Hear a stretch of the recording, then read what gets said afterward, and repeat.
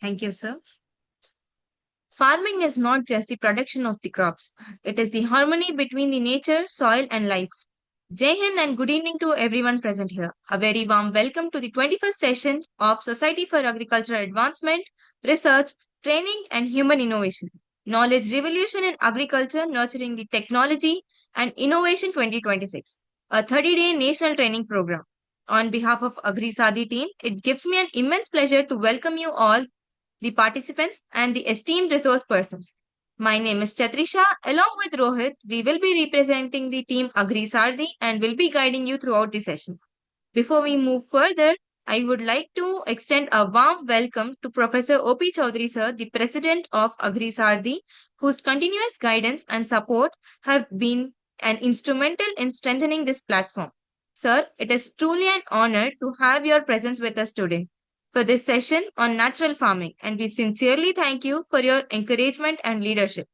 Today's theme focuses on natural farming, an approach that encourages working with nature rather than against it, promoting the soil health, biodiversity, and long term sustainability in agriculture. Before we move forward with today's session, I would like to take a moment to acknowledge the Chief Secretary Ajay Khasana sir, whose vision and continuous efforts are helping in making such a knowledgeable sharing platforms possible. His visionary initiative of Ajay Khasana sir has aimed in revolutionizing agricultural education in India by creating a strong platform that connects science, sustainability, and practical learning. Through this program, Agri Sardi is making a continuous effort in empowering students, researchers, and farmers at a valuable, knowledgeable, and practical insights. Sir, your leadership and dedication remains the driving force behind this mission, and we sincerely thank you for your consistent guidance and support. Before we move further, I would like to recap yesterday's session. So, the lecture was on the climate smart techniques of the future for agricultural meteorology. During this session, Dr. Yogesh sir has highlighted growing importance of artificial intelligence and machine learning in agriculture, particularly in understanding weather patterns, improving the crop management, and helping farmers making the timely and informed decisions. The session also emphasized how modern technologies are helping the farmers predict climate conditions, reducing the risks, and enhancing the agricultural productivity. It was an indeed and very much insightful session that demonstrated how technology and agriculture together can shape the future of farming. While yesterday's session highlighted how advanced technologies like AI and ML are transforming agriculture, today we move towards an other equally important approach working in harmony with the nature, and that is natural farming. The topic for the today is natural farming, and where we can gain the increasing importance as a sustainable agricultural approach that encourages farming in harmony with nature. Now it gives me an immense pleasure to introduce our esteemed speaker of today's session to enlightening us with the important topic that we are truly privileged of. Mr. O.P. Chaudhary sir, a highly respected and expert with more than 26 years of experience in natural agricultural research, training, and development programs. Professor Chaudhary sir has served in several important academic and leadership positions, including Principal of College in Agriculture Kaul under CCS Haryana Agricultural Universities, and has contributed significantly to strengthening the agricultural research and education in India. He was also played an important role in national agricultural development, serving as an expert member in Project Appraisal Committee of National Horticultural Board, Ministry of Agriculture under Government of India, as an expert member of National Research Development Corporation, New Delhi, when he has contributed to the appraisal of National Prize Awards. Professor Chaudhary sir has also been associated with National Beekeeping Development Board, Ministry of Agriculture, Government of India as a member of the Working Group on Research and Development. In addition to this, he has served as an president of Haryana Beekeepers Association and has contributed internationally as an SAARC resource person for capacity building programs. He has also contributed extensively to the academic literature as an chief editor of the journals Madhu Patrika and HOF BE. His academic contributions are equally remarkable with 10 books, 147 research papers, 20 book chapters, 48 technical bulletins to his credit. He has also delivered 23 keynote addresses and participated in more than 35 national and international training programs, chairing 22 scientific sessions. Such an outstanding contribution to agricultural research and knowledge dissemination truly reflects his dedication to the advancement of agricultural sector. While his core expertise lies in beekeeping and pollination research, today he will be sharing the valuable insights on an equally important and related subject on natural farming. Natural farming and beekeeping together supports the ecological balance, biodiversity and sustainable agricultural systems, making today's session an extremely valuable session for all of us. Sir, on behalf of Team Agri Sardi, we extend our warmest welcome and heartfelt gratitude for us joining and sharing your valuable knowledge. We look forward to learn from you and your experience, sir. Over to you.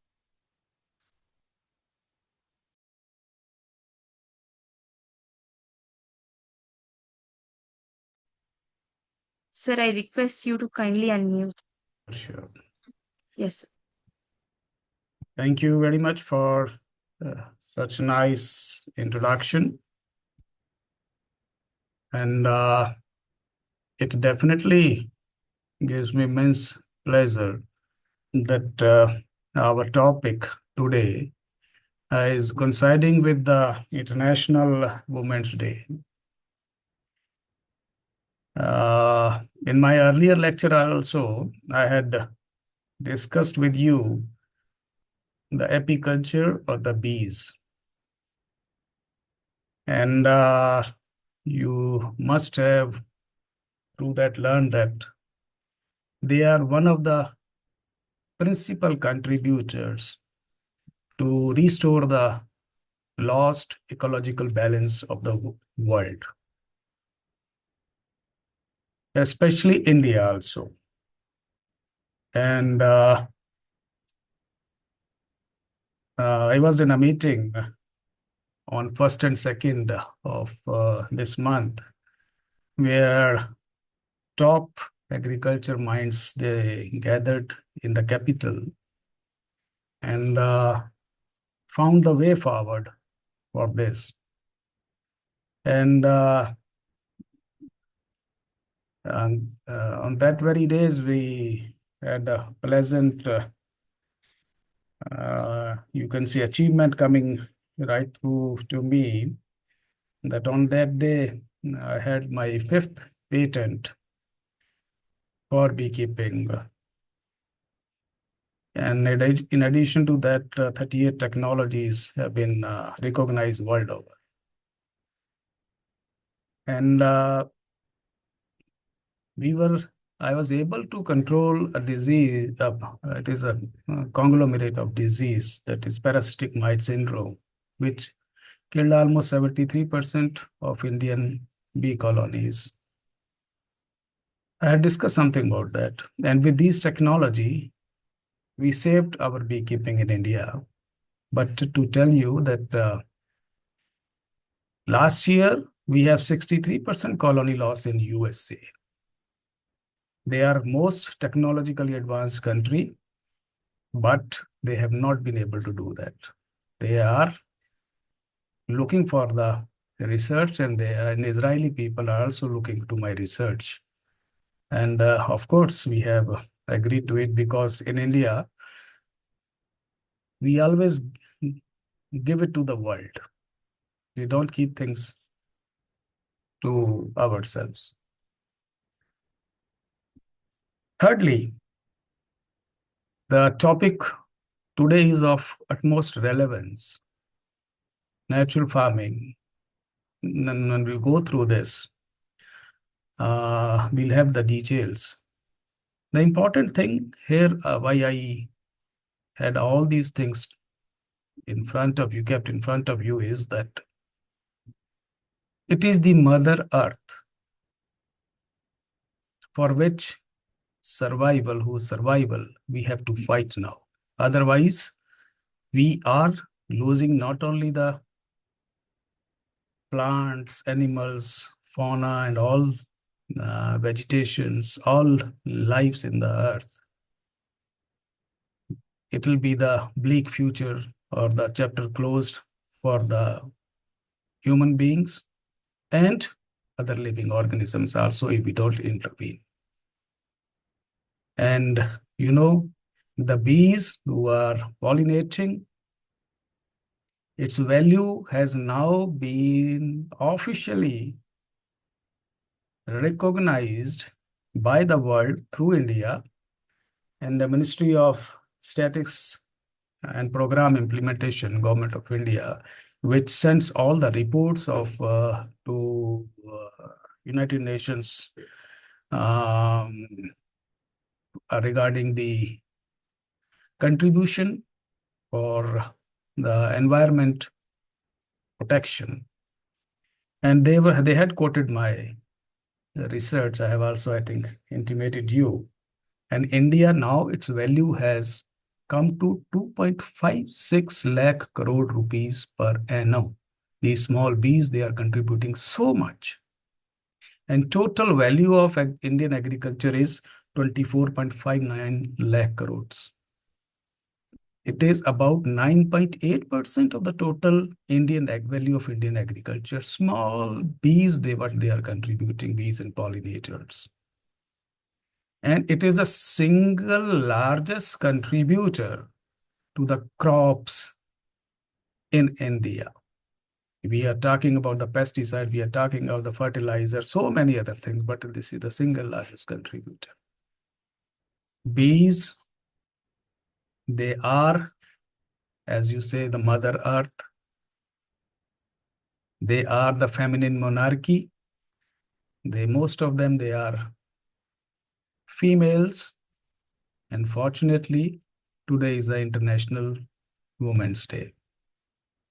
So we pay tribute to our Mother Earth, to honeybees, and to the women folk of the India. All these are the pillars, or not of only of growth, but also sustenance of not only the ecosystem, but also the sustainability of the world. So I hope that our participants, they will be appreciating the importance of which we in scientific terms call as feminine monarchy. So it is the females which are the guiding sources, who are the rescuer of the land, who are the rescuers of the Mother Earth. So we pay high tributes to this. And with this, I am sharing my slide with you to begin with.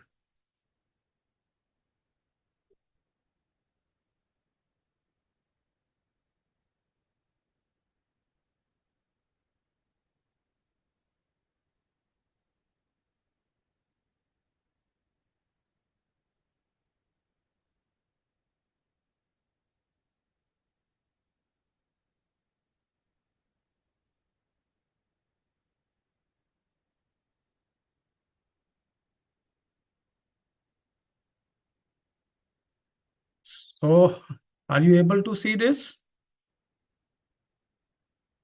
Hello? Yes, sir. Yes, sir. Okay. Uh, we are now dealing with natural farming, the concepts and practices. To share you with one more information that I am the chairman of the committee the government of Haryana has formed for natural farming in the state. And we have given our recommendations and how we progress with this concept in Haryana. And it has been long that we have been associated with it. Basically, I am an entomologist. and where we rely heavily on the pesticides, chemical control of the pests. But it is in my journey that I came through the bees, and at the highest level in India, I guided beekeeping, being the director of Central Bee Research and Training Institute, and also the director of Beekeeping Industry, Khadi and Wool Industries Commission, Government of India, which was responsible for 90% of total beekeeping in India. And we had such problems, and I was able to, with my team, overcome these problems. This we have already discussed in our last discussions. So let us now come to the problem. The problem is that for successful crop production, successful, sustainable agriculture, we are really asked two questions when we are comparing a technology like natural farming. And it comes in the minds of scientists, especially people like us who are entomologists. And we were the first to oppose it. And all agriculture scientists, they do it. They have the same negative feeling about it. And the two questions they answer is that on the one is on the nutrient requirement of plants. We are applying 4 bags, 8 bags, 10 bags of nitrogen, fertilizer, this phosphorus, potassium, and other micronutrients, and so on and so forth. And we are now faced with so many pest problems, and we are relying on the pest management through chemical means. So these are the two paradigms. Do these two requirements of modern agriculture, nutrients and pest management, is it possible with the natural farming? So this is the question I would be in the progression I will be answering. So a simple introduction I'll give, then we will have it in detail. So I'm putting some question to you and also answering them. So this is an era from 62 onwards where we have chemical farming. Before that, we have another systems of farming, Indian systems, other systems. And your generation is not born by that time, and you were not knowing the situation. We had the same situation what we are facing now about the natural farming. That sort of natural farming we were having that time, and we were forced to go into the chemical farming. So the same questions were asked. As I told you, we are banking on a lot of pesticide application, lot of chemical fertilizers. So there are some facts. This is the agronomy, your first course you are taught in agriculture. And you are taught that all nutrients, there are 3 major, and then you have minor nutrients, micronutrients, and the 3 elements, carbon, hydrogen, and oxygen. So these are available. These are the requirements of the plants and available in the nitrogen in the environment. And their location is around the roots, in or around the roots, because all the nutrients are taken up by the roots, plant roots. So we have 60 nutrients, you know that. CHO, they come from air and water. Then major nutrients, NPK, comes from soil. Minor nutrients, calcium, magnesium, sulfur, they are, of course, they are required in low quantity. And micronutrients, iron, zinc, copper, manganese, boron, molybdenum, and so on. And they are coming and required in very low quantities. So in our atmosphere, we have 74.6% of the nitrogen, oxygen around 20-21%. CO2 is low in 0.03 to 0.4%. It is available directly from the air. So how the plants produce they grow, how they take the nutrients? It's very simple that the plants, in presence of light and also in the presence of chlorophyll, which is present in their leaves, they are taking water from the soil, CO2 from the oxygen. Through the Kelvin cycle, they are producing the carbohydrates and releasing the oxygen to the atmosphere. This is a basic fact. You already know it. So these are freely available. You don't have to spend anything on it. You also know that Mother Earth, which so we call it in agriculture term as soil, is a reservoir of nutrients. In Indian ethology, we call Mother Earth as Annapurna.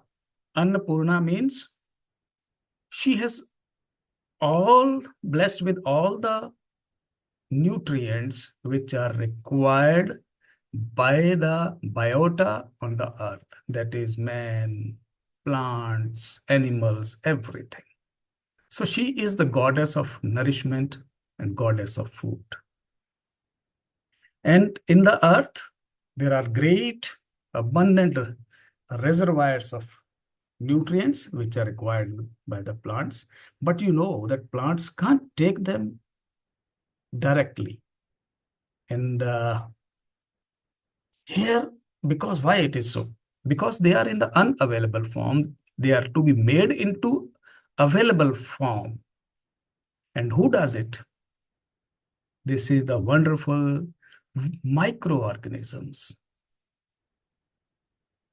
So Mother Earth has everything. Nutrients are required by the plants. They are available around their roots, but they are not available. And Mother Earth, which is also harboring microorganisms, they convert these unavailable nutrients into available form, which are taken by the roots. Do you agree with it? This is the concept or not? Agree? Hello? Agree with it? Yes, sir. We can ask the participants to Yes, raise you their can. hands. Yes. Yes, sir.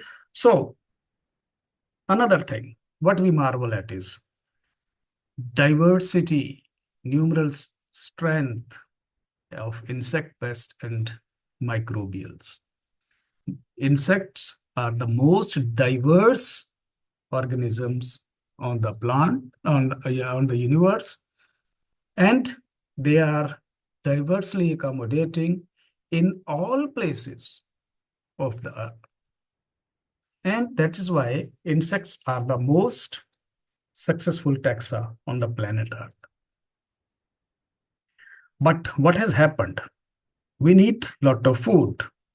For that, we need lot many nutrients. We need to protect the plants. And these our greeds, they have brought us in direct conflict with the not only insects, but all other productive forces of the mother nature. And we have been using lot of pesticides and so many other things, chemicals. And in the process, we have lost a large number of species. Species, they exist in food chains and food webs.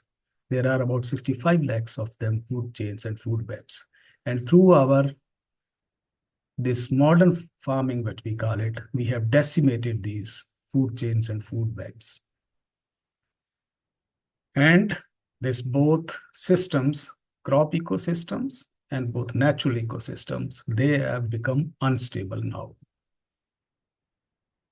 And these are the factors which are contributing largely for global warming, climate change, and so many other problems which we are encountering. See, Maximum fauna in terms of numbers and proportion are insects. Okay. But they are small in size. But to control them, to kill them, we have all employed all the chemical pesticides, the poisons against them. But are we successful to kill them? Are we successful to eliminate them? No, it is a big, big no. The pest, despite this pesticide application, they survived, and they are the number one problem now the world is facing. Even we have gone for many other alternate approaches, GM, all other things, molecule levels, we have failed at every step. And each this intervention, they have rebounded with alarming veracity. And now, if I term them that due to these activities of the humans, which are not in sync with the nature, this farming has become an uneconomical activity, leading to a lot of distresses and suicides. And all the suicide and distresses, as per the nature study, they are linked to toxic agrochemicals also. Have you ever heard of integrated pest management, where we integrate all possible approaches? It is maybe natural, it is maybe agrochemical, it is biological control. All these approaches, we are using them in integrated manner. We call it integrated pest management, to keep the population of the insects level below economic threshold level. We don't need to eliminate them or kill them. We have to keep its population at a level which doesn't cause economic loss. This is the simple definition. World over, it is agreed upon. And it is our national policy also. So what three pillars are? That whatever practices we go, they should be ecologically compatible, they should be economically viable, they should be socially acceptance. But in reality, these are all questionable. They are not compatible. They are now not economically viable. They are not socially accepted, but farmers use it because they have no other way. So what is the reason that these management practices, they are lacking holistic agroecosystem approach? They are basically in contrasting to the definition of IPM. So what man preaches, he doesn't do, he doesn't practice. So this is the reason of this problem. And who are the casualties? We have ecological, economical, and health problems. You know it. Cancer, all these associated with these. Our products, which are sunshine products like honey, mango, basmati, so things, they are internationally banned because of high residues. We have lost more than 50% of honeybees and other pollinators. Neonicotinoids, which are the chemicals, which are advanced chemicals, which were used to control them, has been banned in EU. BT cotton, you have known it, that in 93-4, we somewhere started it, and now BT cotton is a failure, and so many other problems which we are facing. So the status is that we have used extensively these pesticides and fertilizers, and we are at the crossroads. And then what could we do? And as a students of agriculture, you must be hearing and you are being taught that natural farming, they are accepting it in agriculture as a cardinal principle now. How many adopts it is another story. And the resistance is from whom? From entomologists, from agriculture scientists, from policy planners. And is it valid? No. It is far from the scientific facts. But the reason is that these persons who are promoting natural farming, they have been not able to express the science behind these principles of natural farming to the masses. And for scientists who are into this period, not the scientists which I was talked about 60s and 70s, those scientists oppose this chemical farming as we are opposing the natural farming. But now we are at the same status.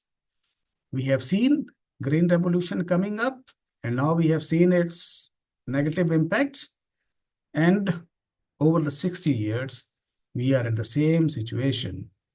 And I would put a question to you that will natural farming or any other sort of contemporary farming systems like this, which works on the principles of nature, could be another green revolution? We have to think that way. So, way forward could be organic farming. This has been proposed, where nutrient and plant protection measures, they are substituted by organic or non-chemical uses. There are many other alternative farming systems which has been proposed. And third could be the natural farming, where we call it is a holistic approach of cropping systems and so close to the principles of nature. So we will explore these to answer your queries. This is what I feel it is in science, which is in unison with the Mother Nature. What are the threats you are having from the modern chemical farming systems? Now we have barren and low productive lands. Insect pests and diseases we are unable to control. They have reached a proportion which we call as epidemics. We cannot manage them with the arsenal available to us. And it has escalated our cost, made the agriculture non-profiting. And it has led to the ecosystem destruction. And now we call it agriculture as a loss-making enterprise. So if we just analyze how it has happened and how, if we analyze it scientifically, this catastrophic situation is due to the imbalance of the balance of nature. We promoted IPM to maintain a balance with the nature, balance of nature. And now we destructed it. Now it is the balance of nature is imbalanced. So if we put it in simple words, it is disruption of complex food chains and food webs. We have killed them, destructed them. And the most important 3 Ps, we call them parasites, predators, and pathogens. They are natural enemies. They are nowhere seen or almost at the juncture of elimination. And now I'm adding another to it. That is, fourth is the pollinators, bees, and so many other pollinators. They are now the biggest and foremost casualty. I have told you, pollinators are the largest contributors of crop production in India. Their value is at 2.56 lakh crores per year. Okay.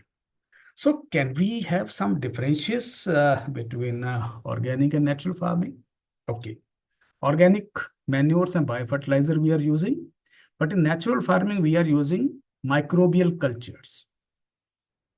It is the extensive tillage in summers, but in natural farmings, we are going for no tillage or low tillage. In organic farming, there is higher insect pest incidence, but in natural farming, it is low. Health of the soil, we call it as organic carbon. This is how we rate it in organic farming. But in natural farming, the indicator are microbes and earthworms and other beneficial soil dwelling organisms. Their number, their proportion, and their diversity. So organic farming has higher imprints of greenhouse gases. In natural farming, it is minimum. We will go through it when we are, you learn when we go through it. Organic farming is costly.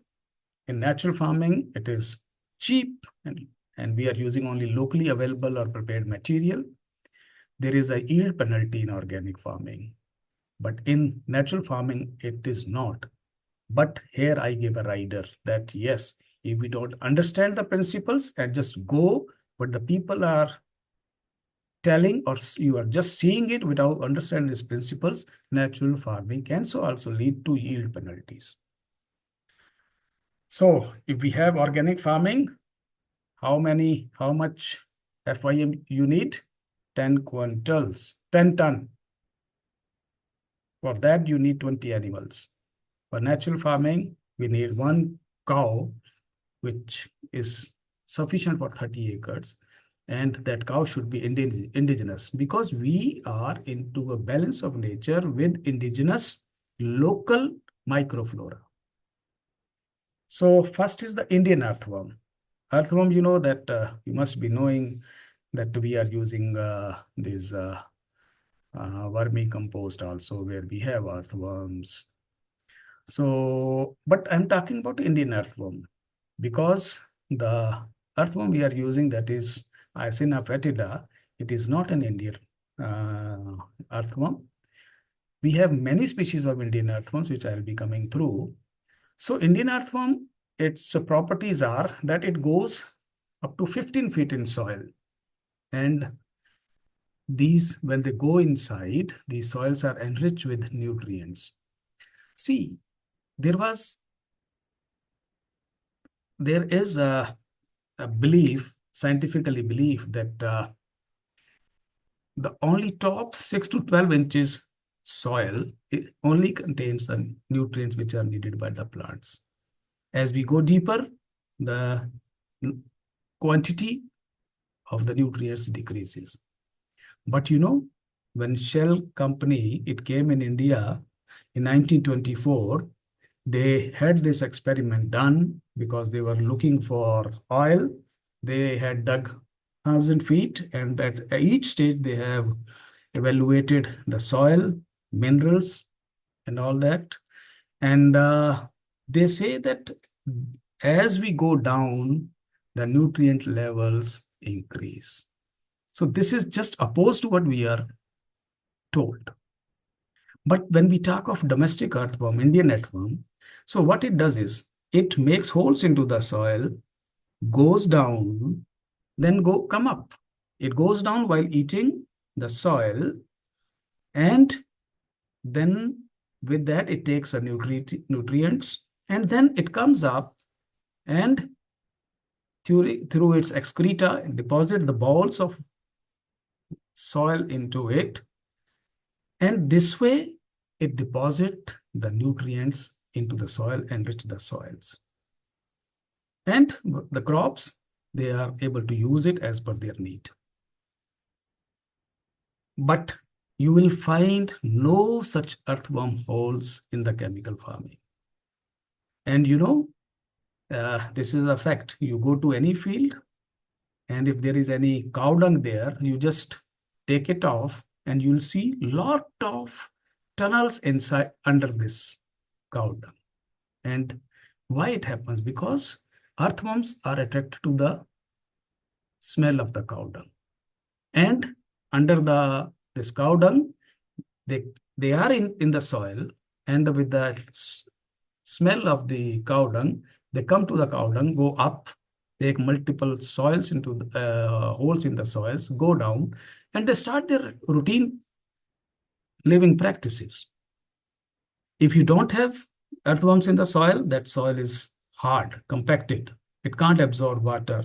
If rain happens, the water overflows, soil erosion happens, loss of fertility happens. In natural families, these are absent.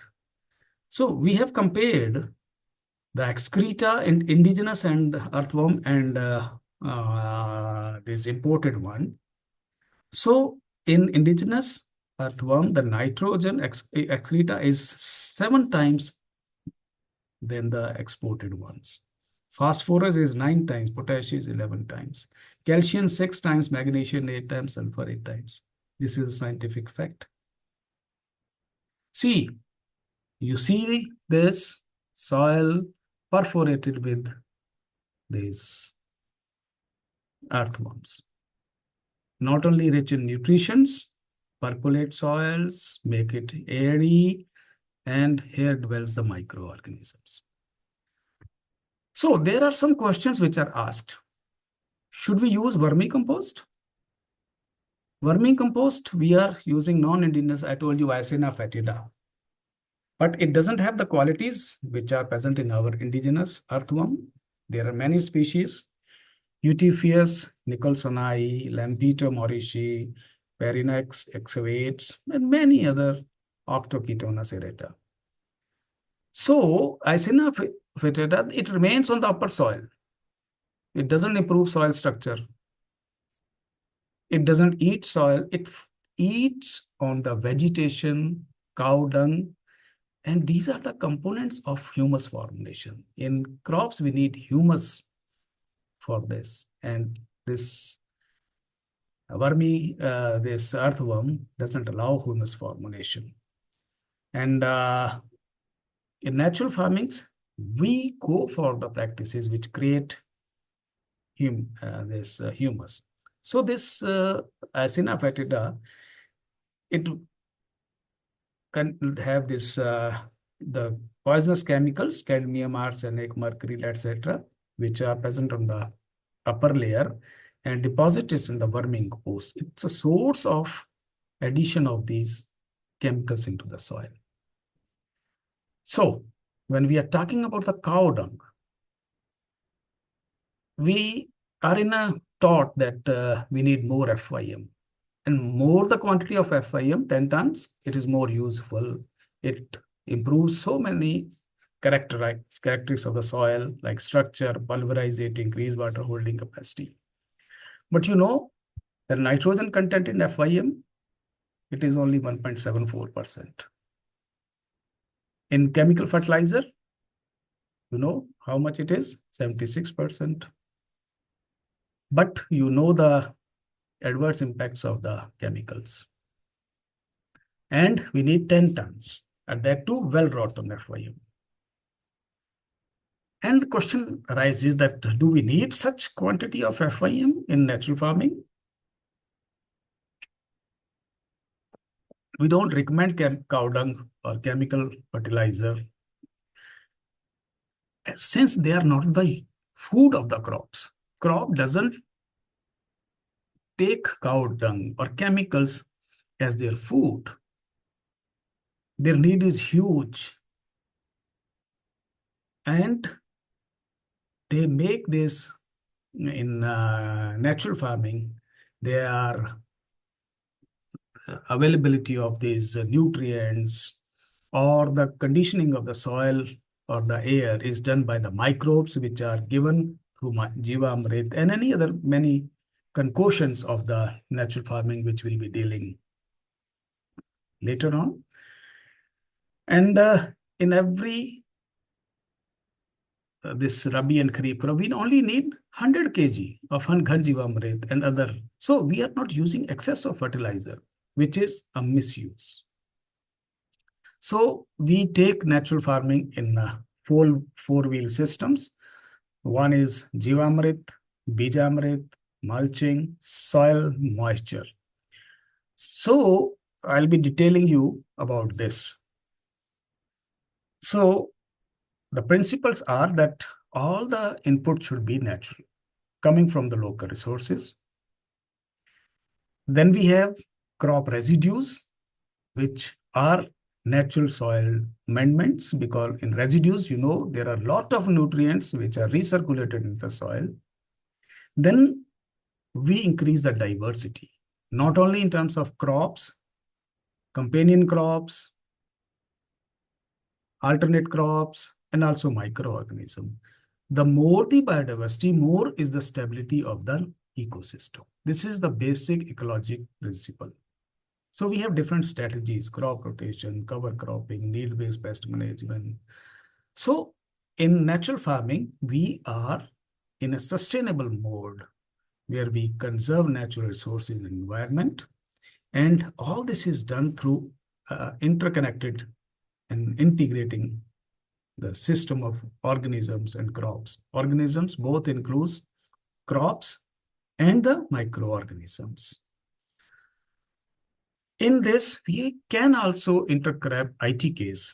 This is indigenous technical knowledges, climate change. It is not allowing climate change to happen. It will be, its intensity will be lower in natural farming, and we are to involve the community. And the suppliers of the nutrients are from the indigenous sources, cows, livestock, and earthworms. So benefits are very clear about it. Improvement in soil, enhanced biodiversity, reduced environment footprints, sustainable use of resources, healthier and nutritious food, climate resilient technology, cross saving, community benefits, and it is all on the large scales. So we have now natural farming, and the young generation of yours. I ask you one question. You try a lot of things, you are innovators, and you apply so many principles, so many approaches in your day-to-day life. You will learn a lot. So after this lecture, if you have imbibed some of the principles, I would ask you that you should be able to answer the question that can we give natural farming a decent chance compared to the organic farming or chemical farming?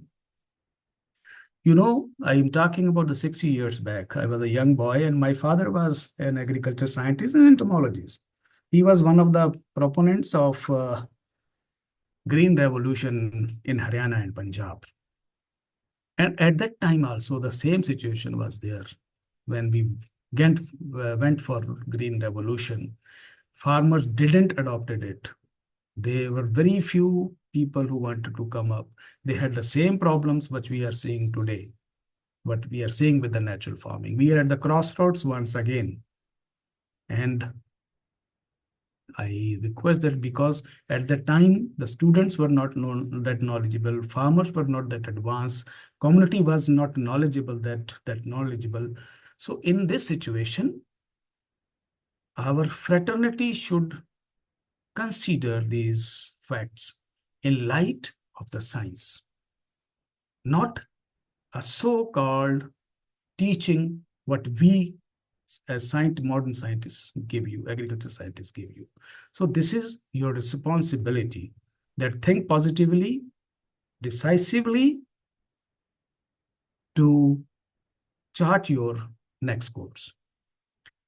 So what are the components of natural farming? Very small components, very easy components. Minimum tillage. We don't go to tillage 5 times a year to cultivate the fields. We have to manage the residues which are there. We are using on some of the preparation, natural preparation, which are Bijamrit for beej or seed, Jivamrit for nutrients, and Ghanjivamrit also for the nutrient. And these are from cow-based products, cow dung and urine. We are using as a culture, not as a product. So that the conditions are there which are congenial for the development of microorganisms, earthworms, asymbiotic soil microflora. The purpose is creation of biodiversity. Multiple cropping is there. Mulching is there. Crop residues, they act as nutrient recycling and also control the weeds. Vapsa, irrigation. The type of irrigation we are using it only for providing the moisture, not as a water. And pest management through botanicals. These are the inherent components of natural farming. So now the question is, as we are standing on the crossroads, crop scientists and the persons who are promoting this natural farming. The question they ask is it possible to maintain similar level of productivity in pest control in agro-ecosystem where we are not applying chemical fertilizer and pesticides? So we can answer it two ways. One is how we meet the high nutrient demand of high yielding crops, number one. Number two is management of notorious pests with the botanicals or novel pesticides, which are naturally produced by the farmers. So these are the 2 points, basic principles of agriculture, and we are to answer these in line of these. So I have told you that we have, this is the slide I have again showed you just to remind you that what as per the modern science and how we are getting the nutrients through chemical fertilizers. And most of the nutrients, nitrogen, oxygen, CO2, they are available through the air. Chlorophyll, water is available, hydrogen. So these are available. We have to discuss about nitrogen, NPK, minor nutrients, micronutrients. Okay. If I ask you a question that will you start natural farming today? Just as at the point you are standing, you'll also, or the farmer will also be worried. Because he has been taught that you need so much of nutrients, you need so much pesticide, you need so many agrochemical and operations. They are doing it to attain the crops. And they haven't gone through this cycle for so long. And this is the fear psychosis which force them not to adopt this technology or have doubts that without them can we do this. And there is a controversy that our universities, institutions, they are selling biofertilizers. What they say is that it increases soil fertility, biological strength. They save up to 25% on chemical fertilizers and increase yield by 5 to 15% in different crops. Is it a fact? You must be hearing this. This is what we are taught. And now we have a contradiction. We say that we need this much, but at the same time, we are using biofertilizer where microorganisms are the basic components, and we see that they increase yield, they save on chemical fertilizers. So this is the contradiction, and its reasons are very simple, because now we have gone away from the sustainable agriculture to commercialization of agriculture. We have vast population to feed, and we need to increase yields per unit area. And you will be surprised. We are applying pesticides to increase yield. How could they do that? It is just opposite to the science. So, a fact I'm telling you that nitrogen in 1 acre, in the atmosphere above the 1 acre plot, we have 32,000 tons of nitrogen per acre. Is it not available? You know that 76% is nitrogen in the air. And we are still giving urea to have the nitrogen. Why? Plants can't obtain the atmospheric nitrogen directly. It's a big fact. And you know that there are bacteria, azobacter, glucinactobacter, and there are thousands of these microorganisms which are living either inside the roots or around the plant roots. In cereals, they are making this atmospheric nitrogen available near the plant's roots, which are taken up by the roots. But in legumes, where we have nodules, where rhizobium inhibits, it stores the atmospheric nitrogen into those nodules, and plants take it and convert into the ammonia form, which is the takeable form. So In these crops, the microorganism fulfill the plant's nitrogen requirements. And you'll be surprised when we say that when you have these legumes in the next crop, you should reduce fertilizer urea application by 25% because it is available to the crops in the next season also. So it is a self-sustaining system, but we are contradicting it. So I'm answering this in terms of two: high nutrient requirement and their demand of the high yielding crops. Chemicals, we are giving nitrogen, phosphorus, potash, and many micro nutrients through chemicals. In organic, what we are doing, FYM, 10 to 12 tons, worming compost, Acina Phytida, green manuring we are propagating, and we have many commercial cultures available for nitrogen. We have Rhizobium, Azotobacter, green algae, etc. Then we have PSBs, potassium solubilizing bacteria, and many others which we are giving to the farmers as cultures. And we are using pest control as biopesticides. But in natural farming, what we do? We approach a holistic approach that Mother Earth and its associated environment is a self-sustaining ecosystem. We have to understand it, bring it to the level where it was at the time of 60s and so. And even a small proportion of your land can be brought into the system because all the essential nutrients, these which are needed by the plants, are present abundantly and freely in soil and air around the plants. This is the fact. You must all agree to it, being the science students of agriculture. So what we are doing in the chemical farming, first is we are going for seed treatment. Chemical pesticide, they are very efficient, definitely. They are very cost effective in many crops. But what they do is, whenever you apply those seed treatment, it will kill the beneficial organisms in the soil, which are present there. They will kill honeybees and pollinators, and you have seen neonicotinoids. Gaucho is the product, which is used as seed dressing in the Europe, and in 2018, they have banned it in European Union because honeybees were killed, and because of the loss of honeybees, their yield were decreasing a lot, significantly. So we have a ABC approach, we call it. First is whenever we have to apply these microbials, we are first to treat with insecticide in the evening, then we go for fungicide in the morning, and at the time of application, go with the culture. So what they are protecting against is limited number of soil-dwelling insects and pathogens for a short period, and they are adding limited nitrogen and other phosphorus or sulfur.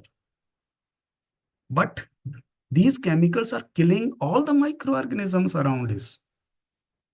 So how we go ahead? So we all know that this problem can be solved. The way how it could be done.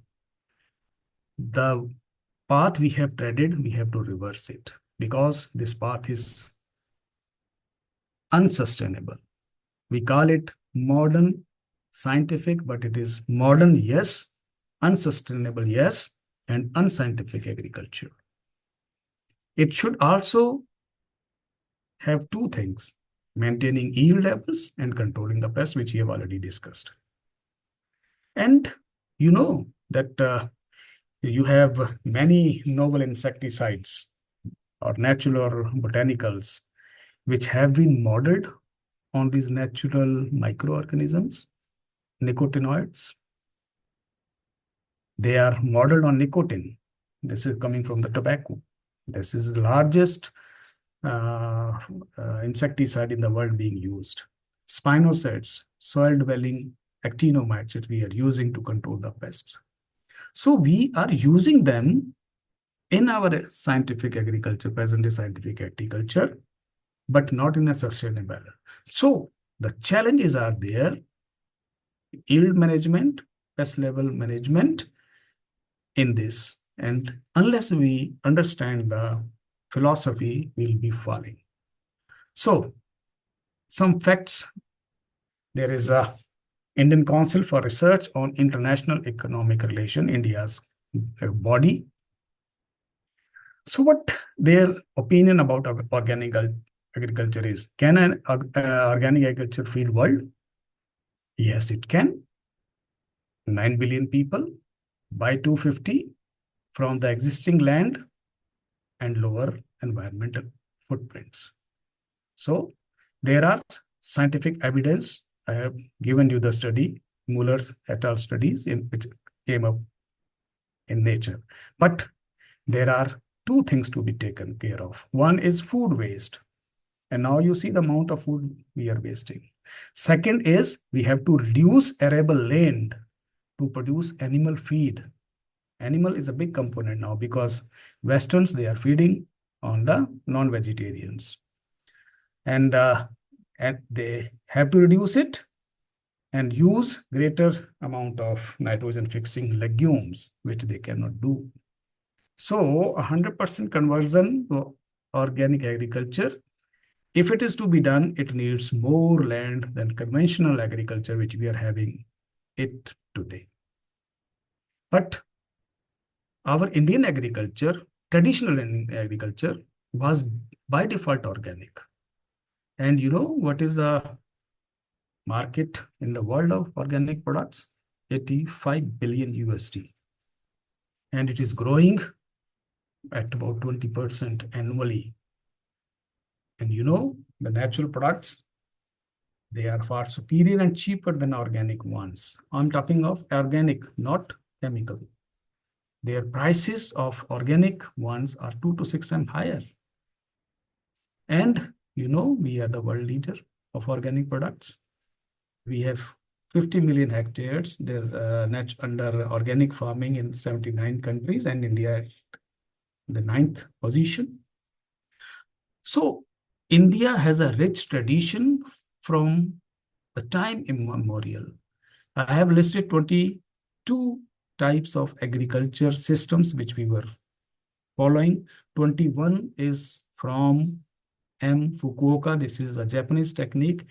Barring this, every system has come from Indian ethology.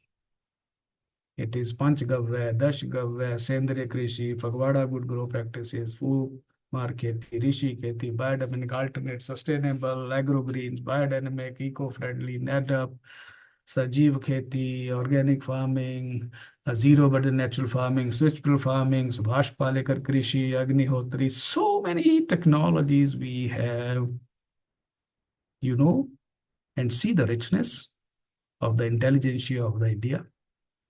So we are talking about the natural farming. So we need CHO, one thing, carbon from where it is coming. It is freely available. CO2. From CO2, carbon is taken directly from Earth. H and O, when water is broken down in the root systems into oxygen and hydrogen, both the nutrients come. So C, H, and O, which are the basic building blocks of life, they are there in abundant and free. Then we talk of NPK. Nitrogen, 78.6% of air in the air, 32,000 per hectare, but it is unavailable form. We need leguminous crops to fix them. And there are some other leguminous plants also, they fix it. And when they fix it in and around plants, in the roots or around the roots of the plant, they are taken by the plants. This is phosphorus is present in the soil, but in non-available form. So phosphorus soluble in bacteria, microza, they are converting it, the unavailable form, into the available form, which is taken by the plant roots. Potassium coming from the silica.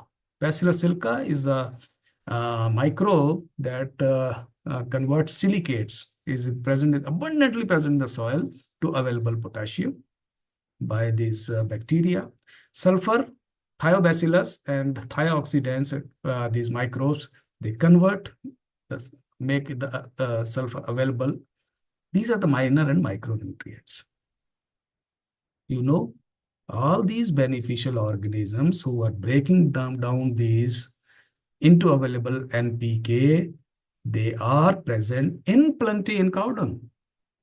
They are present in buffalo dung also. They are present in Indian cow abundantly, but its amount is far less in the foreign breeds of the cows. I don't say that they are not useful. Yeah, they are useful, but Indian cows, which are adapted to the Indian condition, they are far, far, far superior in doing this. There are lactobacillus, bifidobacterium, streptococcus, astrococcus, leucostox, aspergillus, yeast, menthin, you name anything. And Ayurveda what says about the cow dung is, it is insecticide, it is odor remover. This is there in the Ayurveda. So how we go into nutritional concoctions in natural farming? There are, I told you, many uh, techniques. Zero budget natural farming, SPNFs, Subhash Palekar Krishi, Subhash Palekar natural farming, zero budget farming. So Subhash Palekar is come from Maharashtra. He's a proponent of this technology. He said that desi or indigenous cow, which is having this Bos indicus, it is scientific name. What it contains is, its cow dung contains 300 to 500 crore of beneficial microbes per gram. Scientifically proven fact. And when we compare with it crossbreds, this is Bos Taurus, they have less than 70 lakhs. See the change. See the amount of these microbes present in there. Because in crossbreds, we are having high milk, and for to have that high yield, they are compromising on these microbes. And for better results, we have to use fresh cow dung, which is up to 7 days old. And we use cow's urine, but it should be, the older it is better. Okay. See, cow urine, what it contains. Just name any good damn thing, they are there. It is also used in human in the humans for management of so many diseases: urea, uric acid, antimicrobial, sulfur, copper, iron, sodium, potassium, carbolic acid, 2-phenylphenol, creatinine, iron hydroxide, ammonia. And you see what they do: purify blood, control fat deposition, RBC production increases, purifies blood, appetizer, antibacterial, immunity improvers, body tissue and blood integrity maintainers, and all that. These are all there. The site is the science which says. And now tell you the number of microbes. So there are, in 1 gram of soil, where we are not using chemicals, it contains 1 to 10 crore bacteria. And in 1 hectare, it is 400 to 4,000 kg, depending on the count. And when we drive it, it is 7.3 kg. So is the fungus, up to 1 crore, 464 kg. Actinomycetes, 10 lakh to 10 crore, 0.2 kg. Algae, protozoa, 1 kg. Nematodes, earthworms. It is in 1 meter scale. It can be 330 to 300. See the weight of 100 to 1000 kg. 12 is the kg is the dry weight. So you just ask yourself, when all nutrients which are abundantly available in the soil, then why substitute them through chemical fertilizers? Its reason is that we are continuously using chemical fertilizers and pesticides, which have created an environment where these microorganisms cannot survive. And in their efficiency, you see the nutritional deficiency or pest appearance. So what we need to do is only one thing, that convert this unsustainable system of farming into the situation where we give microbes a chance to grow, and it will reverse the process what we have created till now. See, in chemical fertilizer seed treatment, what we do? We are using gaucho, we are using aldrin, then we are using formothione and so many seed treatment chemicals.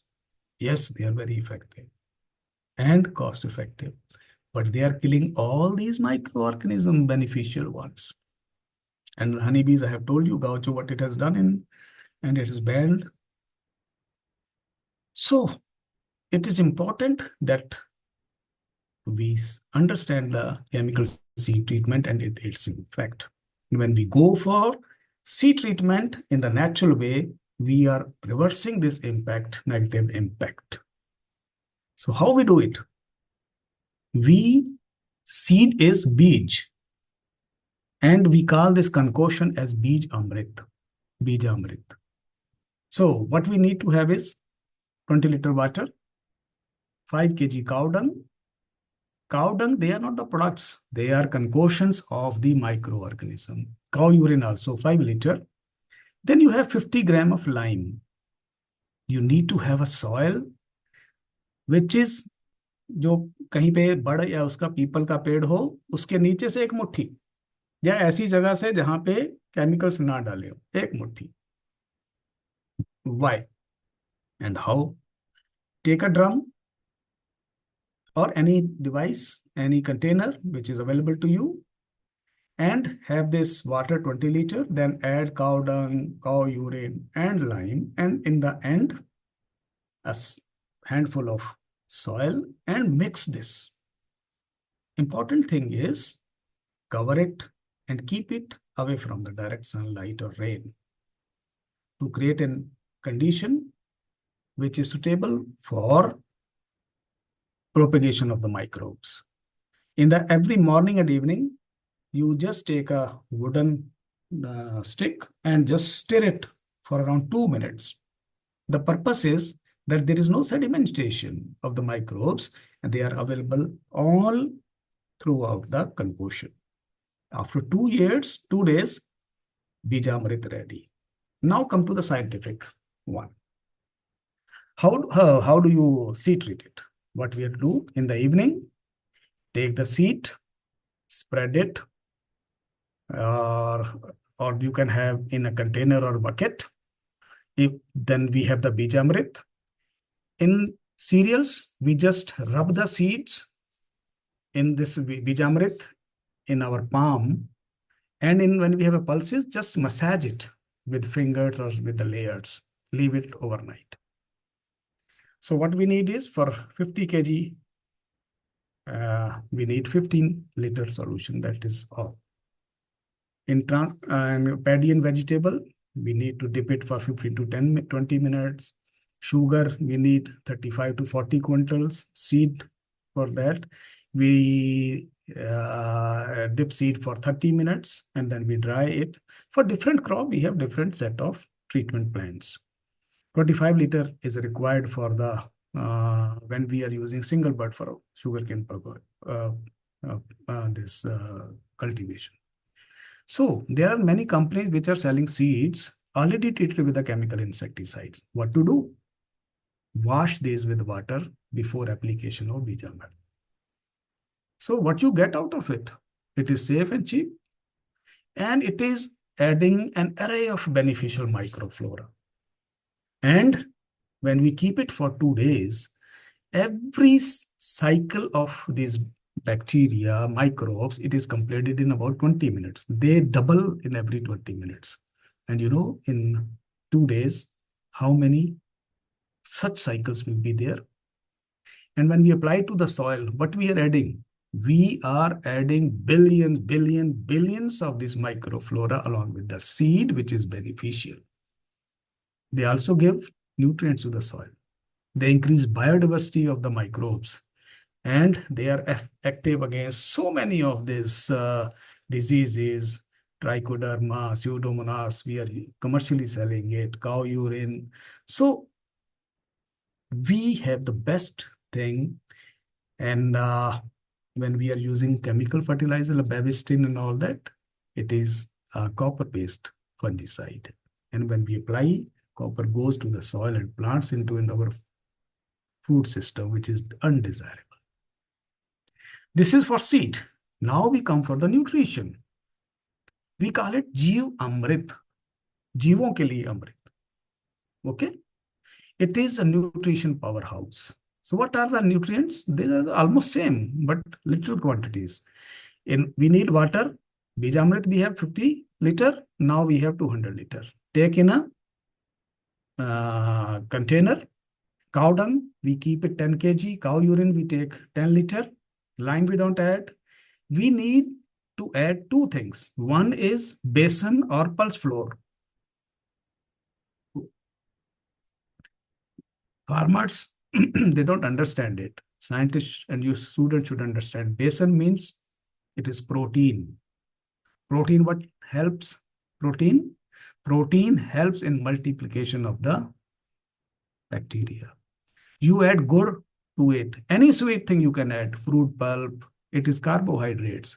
We need to add 1.5 kg of both of them. This gives energy. Energy for this process and multiplication. Every 20 minutes, then soil also. You should have it soil from your area also, because those microorganisms are only applied which are adjusted to that area. So in tank, we are keeping it in 200 liter water and all ingredients, we are mixing it. After 3 days, it is ready. But what you have to do is every day you have to stir it, evening and morning, stir it for 2 minutes. Its expiry is 7 days. 200 liter per acre is enough, and you can use it with irrigation water along the channels, and we can have applications. We can have a cut-off nozzle and keep it along this water. It is easy to apply, easy systems. So 1 gram of cow dung of indigenous cow, it has, I told you, 300 to 500 crore microorganisms. 10 kg means it is 30 lakh crore microbes. They multiply every 20 minutes. In 3 days, there will be 216 reproductive cycles. And you can count these? No, you cannot count this. So what you are adding by adding Jivamrit? Innumerable microbes. And when they go into the soil, they start multiplying. They start producing their own food, giving it to the plants. And when the cow dung is there, what will be attracted? Who will be attracted? These earthworms. Many other microbes, they are attracted. They get energy from them. They start multiplying. So we are creating condition for these wonderful beneficial organisms to multiply. See, what earthworms they do? They make innumerable holes in the soils, increase soil fertility, nutrients also they add to it. They improve soil physical properties. You all know this. And I told you what cow urine has it. I have prepared a time and quantity timelines for different crops. So a crop with 60 to 90 day duration, 9 to 120, and up to 6 months crops. You need in crops up to 60 to 120 days, you need first spray at 21 days and subsequent after 21 days. In those crops, Jivamrit solution is sprayed through the knapsack sprayer on the crops. You have to spray them after filtering it. Simple filtering is to be done. Put in the spray pump, spray it. That's all. So it will be 5% solution, means 5% means 5 liter in 100 liter. And when the crop improves and grows higher in the after 21 days, you increase the quantity of solution to 7.5. In other crops, when we have this longer duration crops, after every 21 days, so then we increase it by 10. Third spray will be for this. Then we have buttermilk. That buttermilk is lassi, we call it. It has lot many bacteria and all that I'll be telling you later. In longer crops, so this is the all chart I have made, which you can use. And now you tell me how much you cost for this. Negligible. How safe it is? Altogether safe. And it will give you as much production as with the chemical fertilizer. How it helps?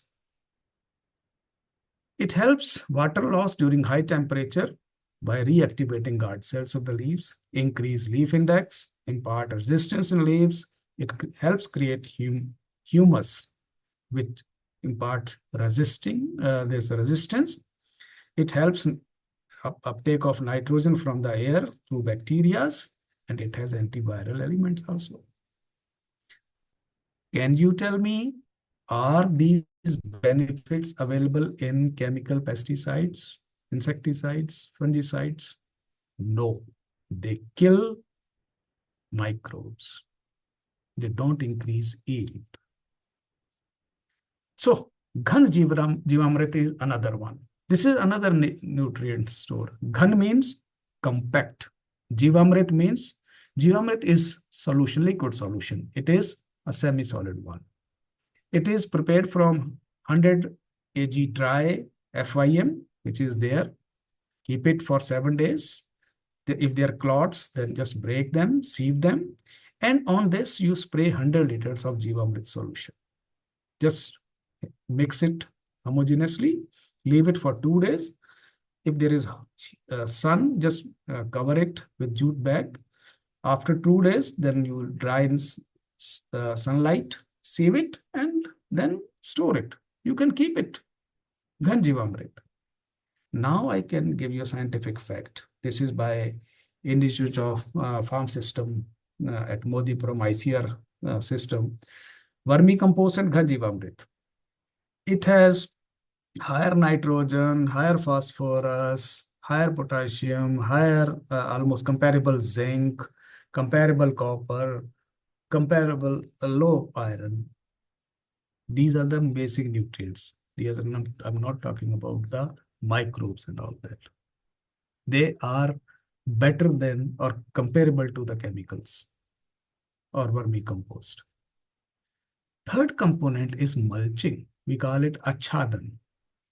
So mulching is of 3 types. Soil, we plow the soil, plank it, so that the moisture doesn't go away, conserving the moisture. Pores are sealed, moisture doesn't evaporate. This is one type of mulching. Dry mulching is, we have a vegetation or crop waste, we are applying on the soil. After cutting it, they are there, and in the presence of microbes, they are converted into nutrients, conserve nutrient, moisture, control weeds also when they are on the crop. Then there are live mulchings.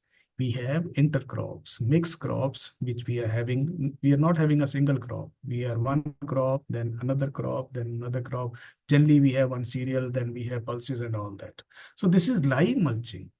They have the same conditions available as we are talking about the dry mulching, but they are also creating humus.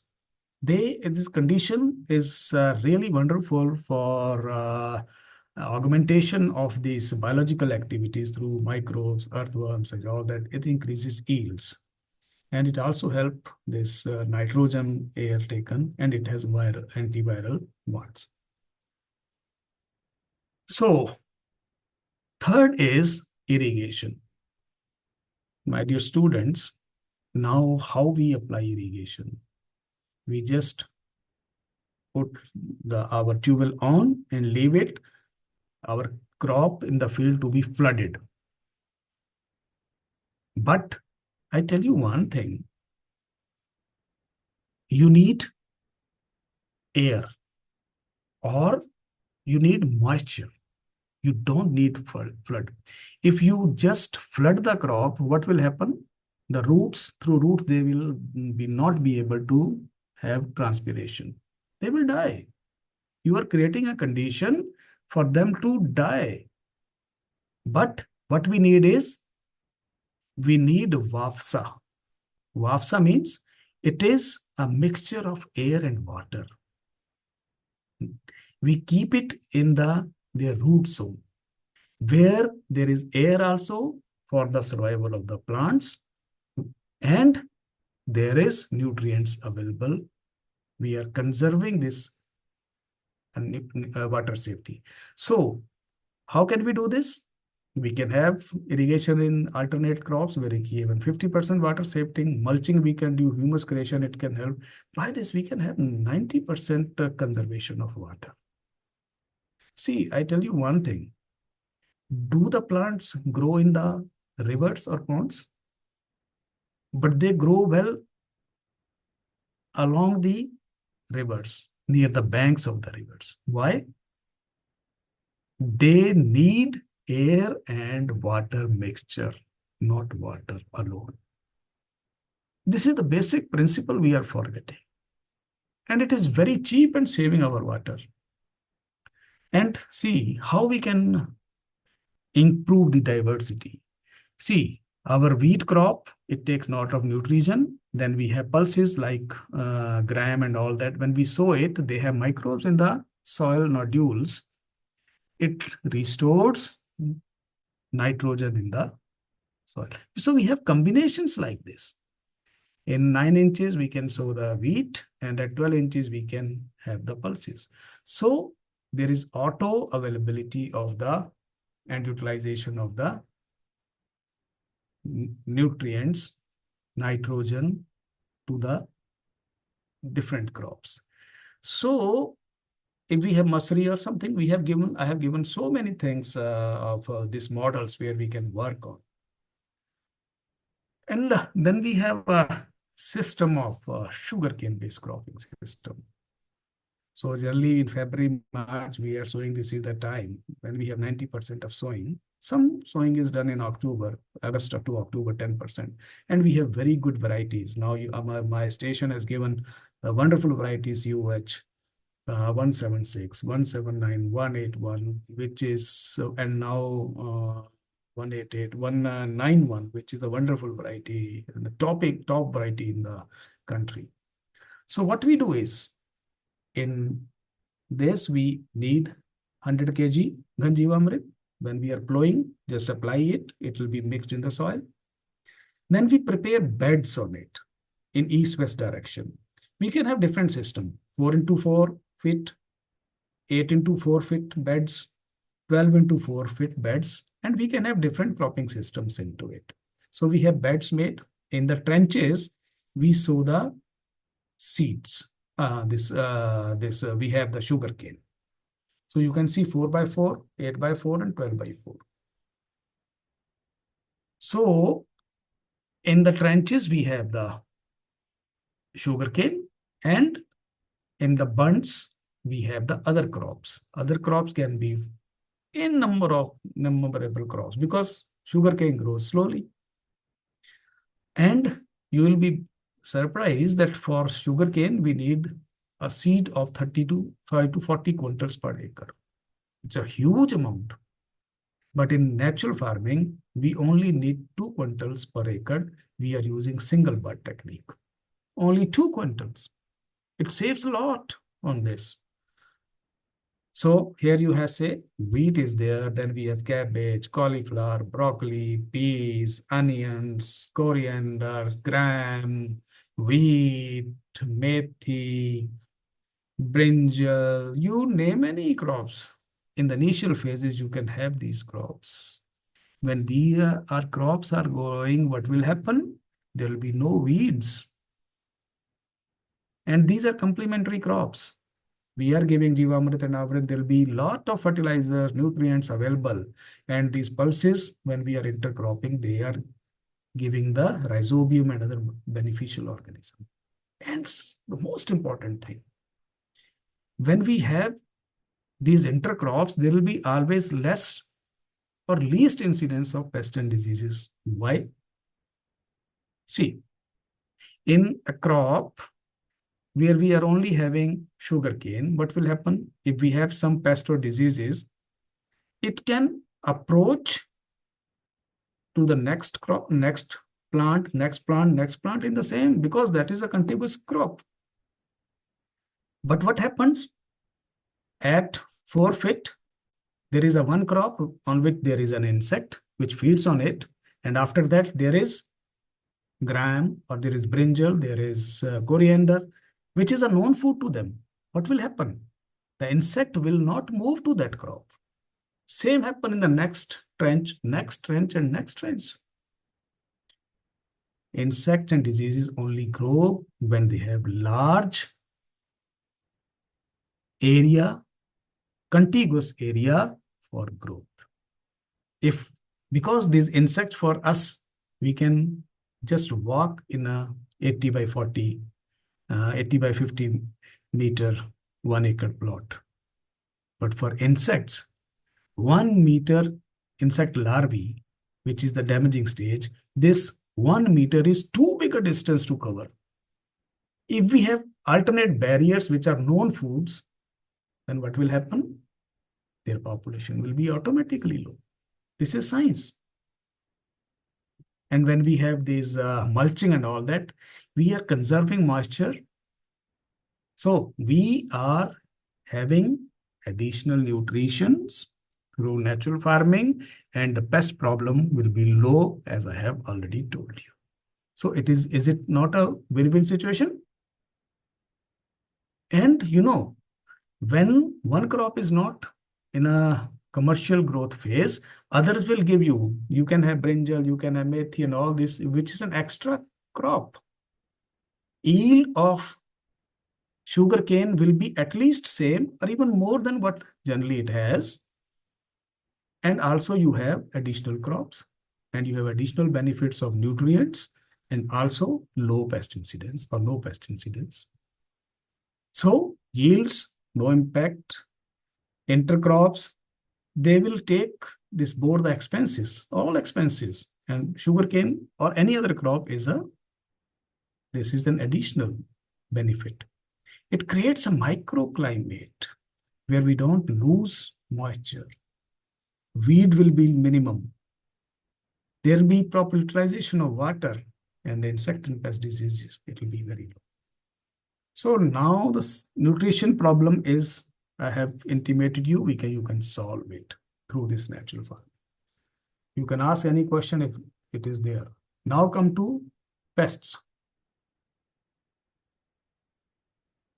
So science, through its course, has developed many pesticides. DDT, BHC. Now we have come to then endosulfan, Eldrin and all. Then now we have into 4th generation pesticides, which are used in very small quantity, and they are very, very effective. We call them novel insecticides. But our basic principle when we are told is, or you are also agriculture graduate, they are told that pest problem arise in agro systems, not in natural agro system. आपको कभी भी घूमने जाना हो तो आप कहाँ जाओगे? जंगलों की तरफ, पहाड़ों की तरफ जाओगे? Why? क्या आपको, do you see a pest problem like this? Is there anyone who is applying nutrients, urea, then DAP, SSP, potash to these farmlands, these forest lands? No, not hills. No, why? These are natural ecosystems. They don't have these problems. Here is the answer for your question. So we are using chemicals and all that. This is a very big industry. Chemicals are the byproducts of Second World War. The chemicals they were using to kill humans, they had no this business available after the cessation of the war, and they started using them on the insect, pest, and diseases. This is the poisons. We call them biopesticides. The killing insecticide, which kill the insects. So they have eradicated, they have damaged our food webs, food chains. And in absence of parasites and predators, the population of the diseases and the pest increases because there is no pressure on them. These are the forces which keep this population in balance. But in agroecosystems, there is no balancing because we have killed the balancing factors. But we know this, but still we are using chemicals. Isn't it, what I use the word that it is unscientific, truly unscientific, that we know the basic principles of life and we are not applying it. Why? You have to sell your products. You have to earn it from the cost of the farmers, from the nations. You know, now this war is happening. What they are fighting for, the resources, lands, and all those things. And these pesticide and all this, they are the residues of those wars. We are in the same situation now. So we see that in nature, we don't see, never see such problems because there is diversity. There is a long food chains, stable food chains. There is never a pest problem. But here in agroecosystem, we don't have this. And we are using it with botanicals, natural pesticides from local resources. These are the things which are available in the natural farming also. And Palekar in 2010 and 11, and also me in 2017, we have given detailed procedure to prepare and how to apply them. We are going for the same two strategy, one for the seed treatment, another for the spray. So we are using natural past. There are the different formulations. It could be neem paste, and they have the repellent action against wide range of pests. Neemastra against sucking pests, mealybugs, and young caterpillars. There is Brahmastra, Agniastra, Dashpradiyark. These are 5 layers of pesticides. And when you see how they are made, you will see how their intensity increases, effectiveness increases. And it is pure science. Just see it. Simple thing. Neem. You know that neem is a pesticide tree. It has azadirachtin. You are using neem oil extracts because it contains roughly 140 compounds as azadirachtin, noterpenoids, laminoids groups. Basically, they are biological components. Neem acts as insecticides, as acting as a repellent, and also it affects the vigor of the insects. This is how it affects insects when they are pests. It has a fungicidal property because it don't allow the insect to feed on it because of antifeedants, because it is bitter. And if insect is not able to feed, then its lifespan will reduce. It has bactericidal properties, and it reduces the capacity of multiplication of the bacterial society, by reducing its quantity. It has a positive impact also. It is an insect growth regulator in doses. World over, neem or azadirachtin indica products are recommended scientifically for more than 500 insects worldwide. We are making simply a neem paste. You can make it at your home. So all the products I have made, they are very cheap, made from all sources available with you. You can make it simply. The formula is with you. We need 50-liter water, cow dung, cow urine, 20 liter each, neem leaves, 10 kg, and we add tobacco powder. You know, tobacco has those properties. In a drum, add these ingredients, mix it, and after 2 days, it will be ready for use. And within 7 days, you can apply it plant trunks you can apply on the crops. It has the effects which are insecticidal, fungicidal, bacterial. Neem is commercially available, but here you see we have added these beneficial things. The benefits has already been explained to you. And then we have tobacco also, which increases its activeness. Then is neem astra. Astra means this is word we have Ganjivamra, Jivamrit, and all those. And astra. Astra is a weapon made from the neem. So neem, I have given you the these constituents and its amounts. Here, neem astra, we need 200 liter water. We need 5 kg cow dung, cow urine on 10 liter, half of the it. Neem leaves, we have 10 kg. How we prepare it? The same way, we add the ingredients, keep for 2 days, and then filter with the muslin cloth. It can be stored as a pesticide and for up to 6 months. And 200 liter solution is there, and it can be used for one spray. Take little precaution that don't use when the bees and pollinators are there. It is effective against what? Number ones, sucking pests, mealybug, and young caterpillars. Okay. Now we are going into a higher side where we have Brahma Astra.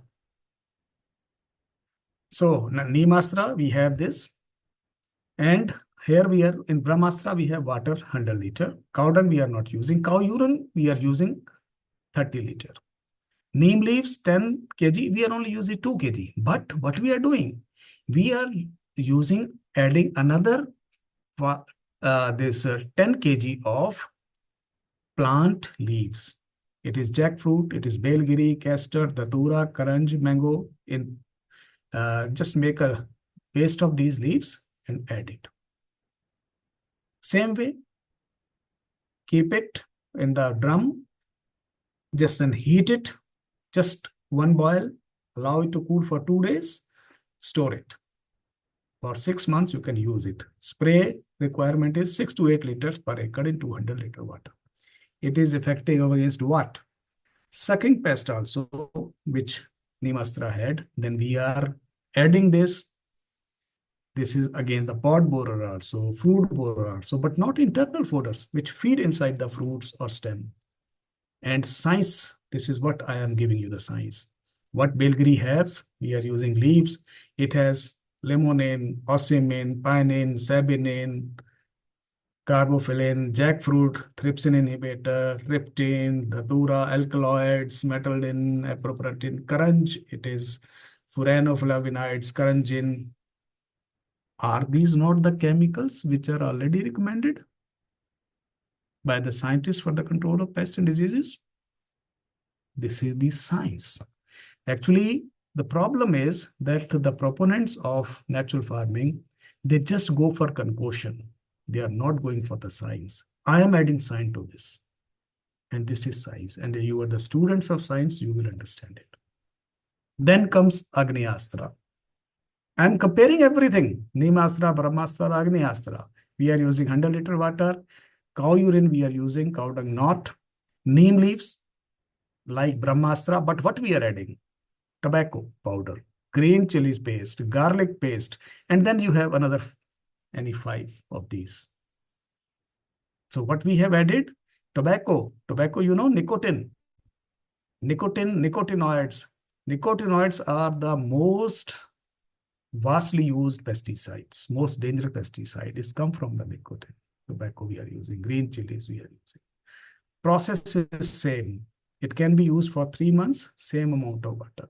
And it is adding another category of the pest. Sucking pest also, pod borer also, food borer also. Then internal borers also, which are in the plant, in the fruit, they are effective against it. And see the size. You have this. We have added tobacco, it has nicotine. Chili, it has oleosin. Garlic, it has disulfide. You are adding these chemicals. And in all chemical pesticides, you have these synthetic derivatives of these products. and they are charging you exorbitantly 2,000 rupees a liter, 4,000 rupees a liter, 500. And these are the things which are available around you. You can simply make them at a fraction of cost or almost at free. Then is Dashparni Ark. We have Nimastra, Brahmastra, Agnyastra. So we have up to jackfruit and all that. Now, then we have tobacco, green chili, garlic paste also. But what the Dashparniers give you is turmeric powder, ginger paste, asafoetida. Then we have another locally available. I have given you 15 crops where you can have any of these crops which are available. It is aak, mango, guava, papaya, bear, bitter gourd, kaner, chiraita, marigold, which is available in your places. Just take 5 of them. 2 kg is 10 kg. You add them. Base is cow dung and urine. Then we have 2 fortifications now. First layer of botanicals and second layer of botanicals. So 200 liter, 20 liter cow urine, 2 kg cow dung. And then we have added turmeric powder, ginger, mix it keep it for 24 hours. Then second day, we are adding another layer, 1 kg tobacco powder, chili powder, garlic paste. Keep it for 24 hours. Then third day, we are adding 2 kg leaves of 5 plants, neem, castor jack, which I have already done. Then again, we are doing 5 more plants, 2 kg is 10. It is a layered, 5-layered production systems.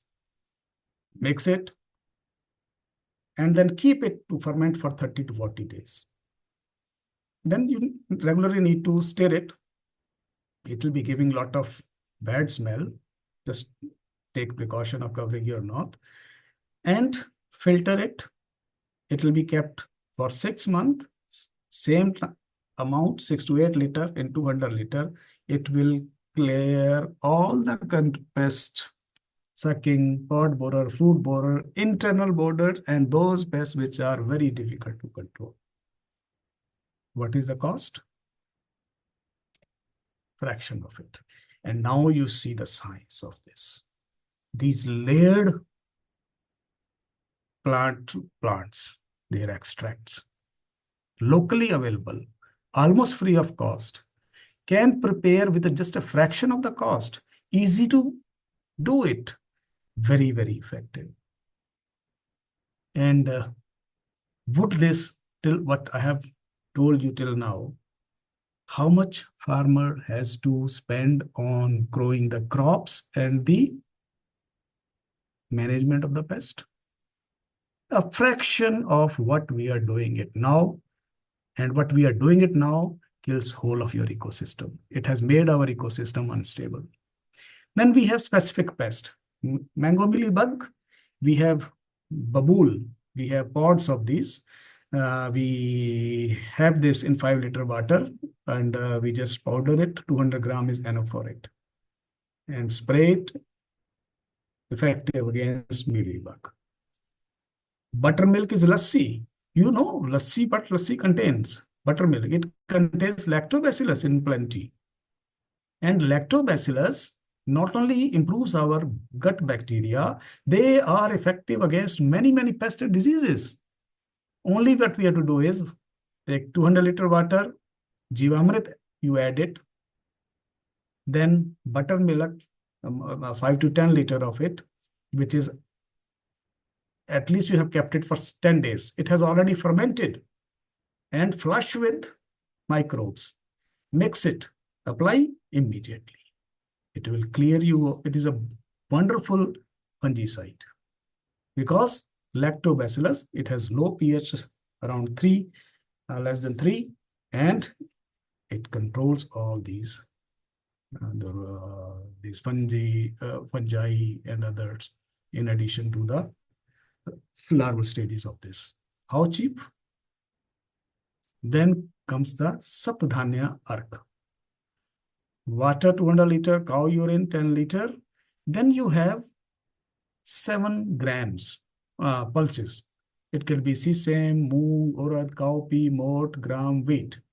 100 gram each. This concoction of 7 food grains. That's why we call it Sapt Dhanya. Ark. So it is a tonic basically. We have the seeds of sesame, 100 grams, and overnight we keep it. And then in the next day, because sesame seed, they have coating on this, rest of the seed, you mix it in separate container and soak it. Third day, you keep a cloth bag, and then all these food grains, they will germinate. We have this when we eat ourselves, these sprouted legumes. So when they have germinated, just ground them into paste, and in a drum where we have 200-liter capacity water, and we add 10 liter of cow urine, and now we first add that sesame mix it, and after 2 hours we are adding all those seven in a form of duff, and this is I told you this is acting as a plant tonic. Within 2 days you use it. If there is a flower drop, it will stop. It will improve seed setting. It is give you higher, bolder, shiny seeds. Immunity booster it is. And the plants now are better adapted to tolerate pest damage. Jivamrit also, I have already given you how we do that. This is also I have told you. So, what are the advantages of natural pesticides? I'm now about to close it. It is microbial base of cow dung and urine. It has increased synergies with insecticidal properties of large array of plants and their products. Effective management of our group of insect pests. And during that, they are protecting beneficial organisms. No insecticide, chemical insecticide do it. They are environment friendly. There are no negative impacts of chemicals, and they are adding value to the food chain. Modern agriculture is a good thing. I am giving you a simple example of a crop. What you do. I have made this based on our experiments. It's a long duration 1-year crop. And you will be surprised how much pesticide now we are using it on, and we are unable to control the pests, especially this top borers, internal borers. So at 1 month of sowing, we are using Jivamrit, 5 liter spray with 100-liter water. And then 10 days after that, again, we are using Jivamrit. Up to 21 days, we are using 3 Jivamrit sprays. And then again after 20 days, we are using lassi, buttermilk. Then at 1 month, we are using Jivamrit. 1 month after that, Sabdhanya Ankur. And then pest appears, then we are using these concoctions as per the need. Cotton, which consumes almost 50% of the total pesticides in India.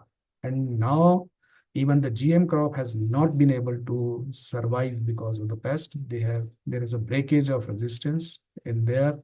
And now the farmers are leaving cotton. But we have the safe uses available.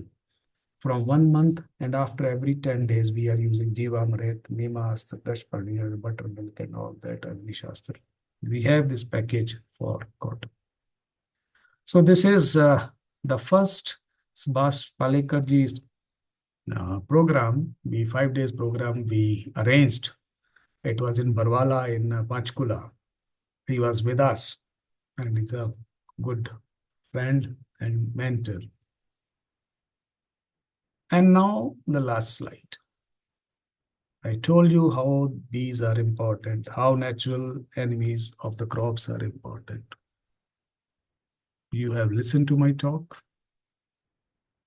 And now you know if we have to survive, then if the world has to survive, then what you have to do? You have to save the world. And there is no other way we can save the world. there are proponents of chemical farming.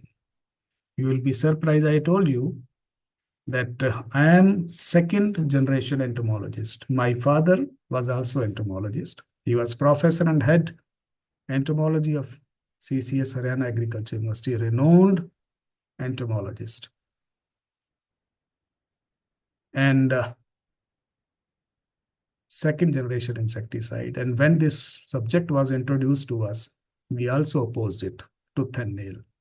But we were the early birds who realized, because I has the pleasure of working with the bees, where bees were got killed in such a amount you can't even imagine. And this allowed me to understand this. Our curiosity allowed it to go into the science behind this. And I really tell you that after listening to this, you must be able to understand the science behind this, the natural farming. The proponents of natural farming, they will never explain you these things, because they think it, okay, in a traditional way, you just spray this, just spray this. They will never tell you what are the concoctions they are coming from, what are the organic sources, what are the constituents they are adding to it. Unless you understand that, my students and my scientists, they will never be able to understand what the natural farming or this system of farming can do for you. I have opened floodgate for you, for your thought process to go on. And yes, with one blunt belief, yes, this is science. This is science. And all proponents, they have never been able to tell you the science behind this. I hope you understood a bit of it, because for me also it took a long time to understand. And I'll be very happy to share or come across some of the these doubts you have, and mentor you during this progression of your journey into the science of agriculture whenever there is opportunity. With this, I'm opening it for you to answer questions or queries or doubts which are there for me. So it is almost 2 hours, I think, I have been discussing with you. So you now open for discussion. Thank you, sir. Thank you so much. We express our deep sense of gratitude to our esteemed guest, Dr. O.P. Chaudhary, sir, President of Agri SAARTHI, for delivering an exceptionally insightful and knowledge-enriching lecture on natural farming. Sir, your vast experience and insights regarding natural farming have greatly enlightened all the participants. So thank you, sir, for this wonderful session. Now we will move into the query and interaction session. Instructions to all the participants. Those who have the questions are kindly requested to post in their questions in the chat box. We will discuss about your queries.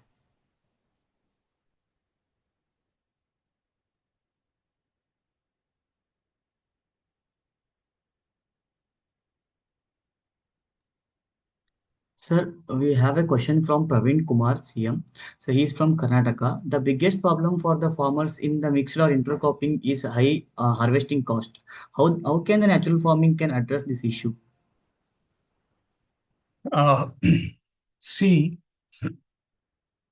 now there is a trend of farming system where we are relying our almost every operation on machines, mechanization of the agriculture. But 2 days on 1st and 2nd, we were discussing some of these problems of the agriculture at the highest level. and some of the data which I told them, it baffled those. See, in Punjab and Haryana, how many tractors are there in a village? 55.3 tractor per village. And they're not small tractor. Today you see in roads of Punjab, Haryana and all those, they have big tractors, 50 horsepower, 60, 70 horsepower with woofers. They will bombasting good, beautiful songs when they do it. They love machinery. And only 5 tractors are needed per village. We have 55.3 tractors. I don't say that mechanization is not desirable. It is desirable. It helps the farmers in improving the operational efficiency. Thing is, what type of mechanization is required? Thing is, I'm simply asking the person who is asking this, that the population of the village has increased. There are people sitting idle in each family. They are not going to the fields. Everything, whenever there is a problem, they will go for application of the fertilizer, the application of the pesticides. Who will do that? They themselves will not do it. The persons in a village, they will hire it. They will do that. And when you get the things done like this, the efficiency of the system, it is demolished. If you want to control pest, and if we say the pesticide work at 80% efficiency, the way they are using, the efficiency will be 20% or so. And you are incurring huge amount. Huge amount. Thing is, just think of a rationalized way of having these operations. Can we, 5 friends, go to the fields and do it our own self? At almost negligible cost, we will do it, and the efficiency will be 80% of the operations. So no amount is going to the wasted system. It is for the creative system which you are adding. Why the pests are increasing?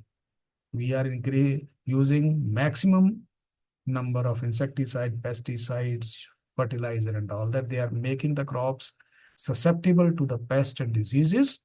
Now, again, we are using the pesticide to do that. Efficiency is lower. What will be the return? No return. Okay. If you can't do it, at least stand there.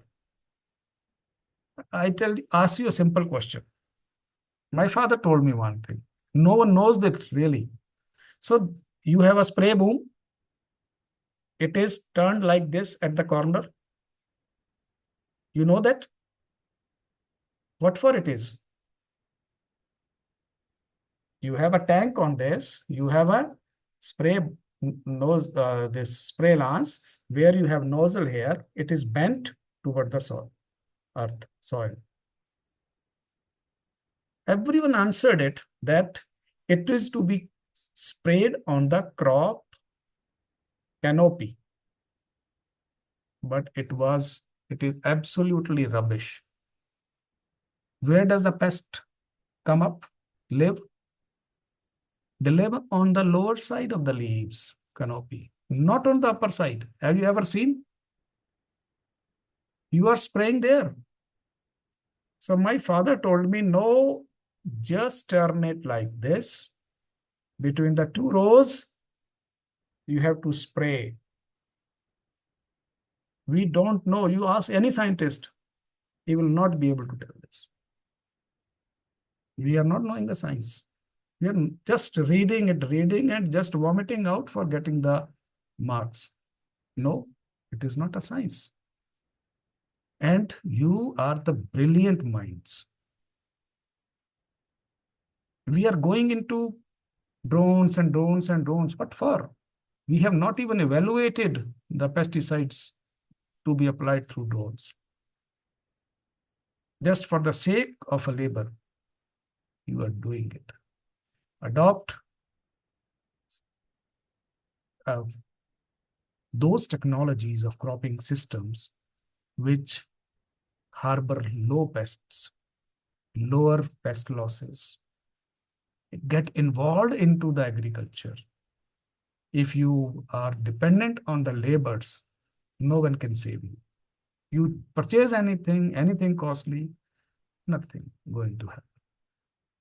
You have to change it. And you know, agriculture is the greenfield business now. You have to see to it, and it is one of the most profitable business if you want to term it. Natural farming, lot of crops, periodically available. You have only money to earn. And what is the cost? You know, what is the cost? You have your own cow or a cow in your village. What you need is you have those plants which I told you to apply, make pesticides. Now pesticides are the one of the most costliest input. You don't have to use those things. Yes. Next. Thank you, sir. Sir, next we have a question from Priyanka. How can the government policies and subsidies encourage the farmers to shift from chemical farming to natural farming? No form of, I am really very blunt about it. No form of policies or subsidy will turn you towards natural farming. What they will give you, we have a crop scheme where they will give you around 30,000 rupees to purchase a cow. Then some drums to make chemicals, a training. What will you do with it?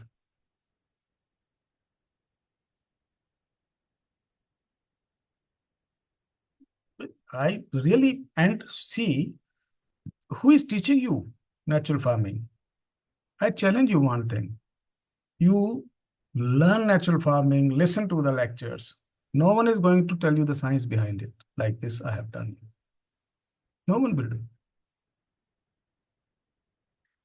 It is only 10% of the inputs are needed. And minimum cost, and it gives you the product which has highest value in the market. And you young people just have to show this, that yes, I am doing it in the best possible way. It is close to the nature, best quality, and your product goes. Only to learn it from by doing it. We will be conducting practical trainings for this. Right from preparation to processing, packaging, and all those things.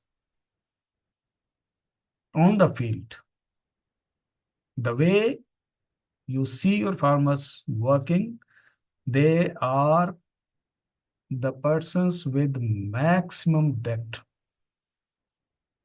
They want quick money from the schemes as subsidies and all that, but they don't adopt it on field. There are very few farmers who do it.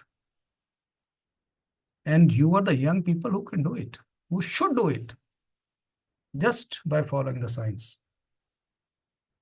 Yes. Sir, thank you, sir. Next. Sir, next we have a question from Pupala Shri. How to control weeds in natural farming, especially in the annual crops? I told you the way how we do it. I told you what are the basic principles. Number one, we have multiple crop systems. We may have only 2 crops, but we will have a plot of it, next plot of it, next plot of it, and all that. then definitely the pest also and the weed also will be relatively less, number one. Number two, when we are to create that microcrime rate or WAFSA, then what we apply? Whatever refuge you have harvested from the crop, that should be applied on the soil. That is where how you conserve the moisture, number one. And when it is there, there will be no weed problem in that place. And hold that plant parts, they get decomposed and provide nutrients to the soil. Also create an environment for microbes to be there. There will be no problem. Multiple crops means less problems of the weeds. Also, the less problem of the insects. Thank you, sir. Sir, next we have a question from Swati Sharma. Sir, how can we naturally multiply the earthworms in our own field? And the next question is, how can we sell the earthworm to farmers because it's very brittle to handle? See, I told you one thing, the earthworms which are sold in the vermicompost, they are not the indigenous species.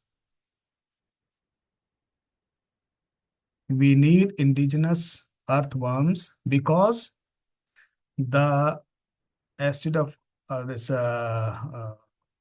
earthworm which we are using in the vermicompost, it feeds on the crop refuge. It doesn't go deep into the soil to get the minerals down there. Then they will have the coming up, leaving that soil which has highest nutrients, the residues there, percolating up and down and all those things. How the conditions are made suitable for them is by creating or by having those crop, we call it achadan. It is just the crop refuges rather in between them.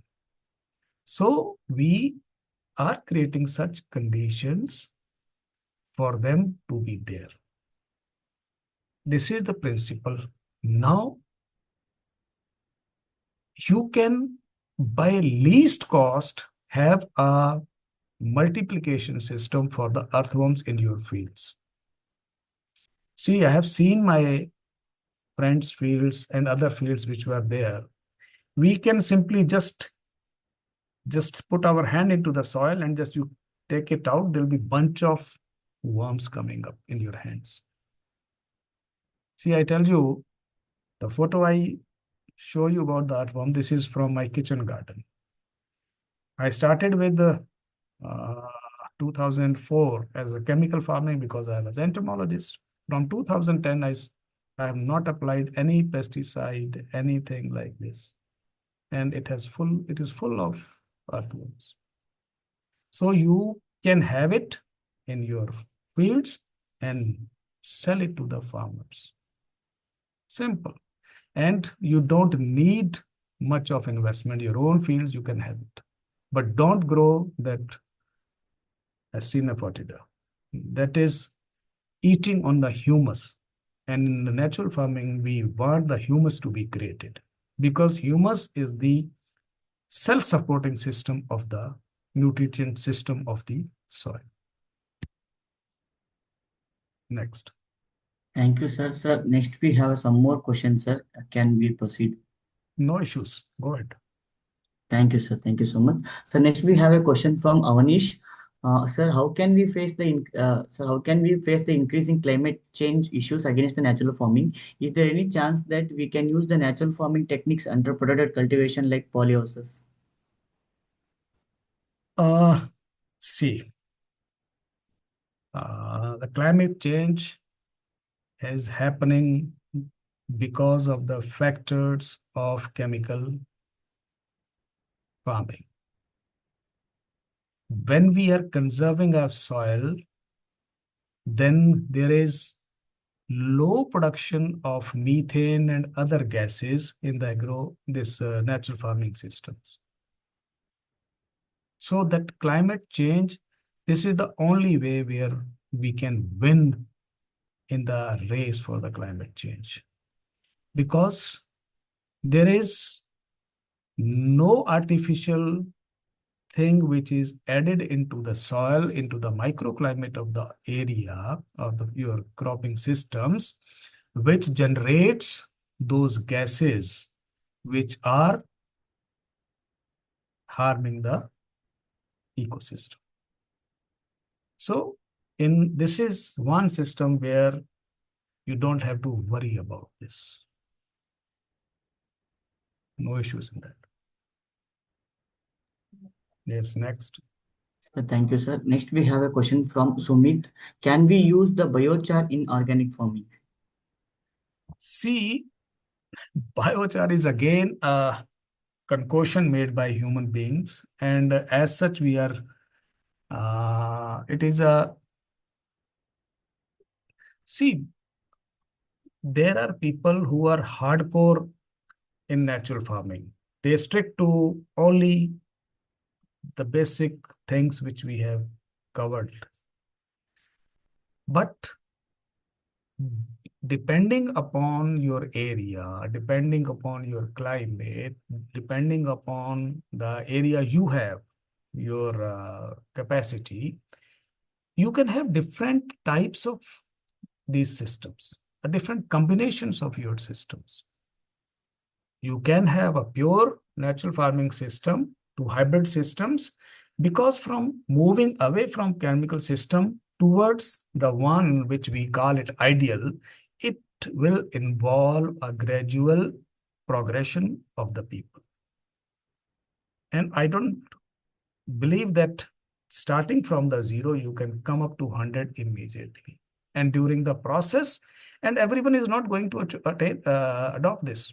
So for people who have this organic farming and different types of farmings, they have different approaches, they can have it.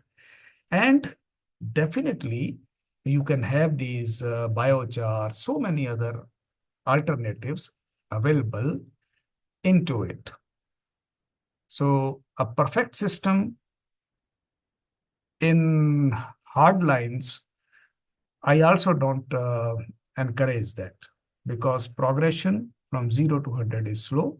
Intermediate interventions are needed so you can have it. And slowly, when you build up your confidence, you can grow to the highest model. Thank you, sir. Sir, next we have a question from Kaunit Singh. He is from Jammu Kashmir. Sir, his question is: if the India shifts from using chemical fertilizer to natural farming practices, is how much time we can take our Indian soils again fertile? See, I tell you,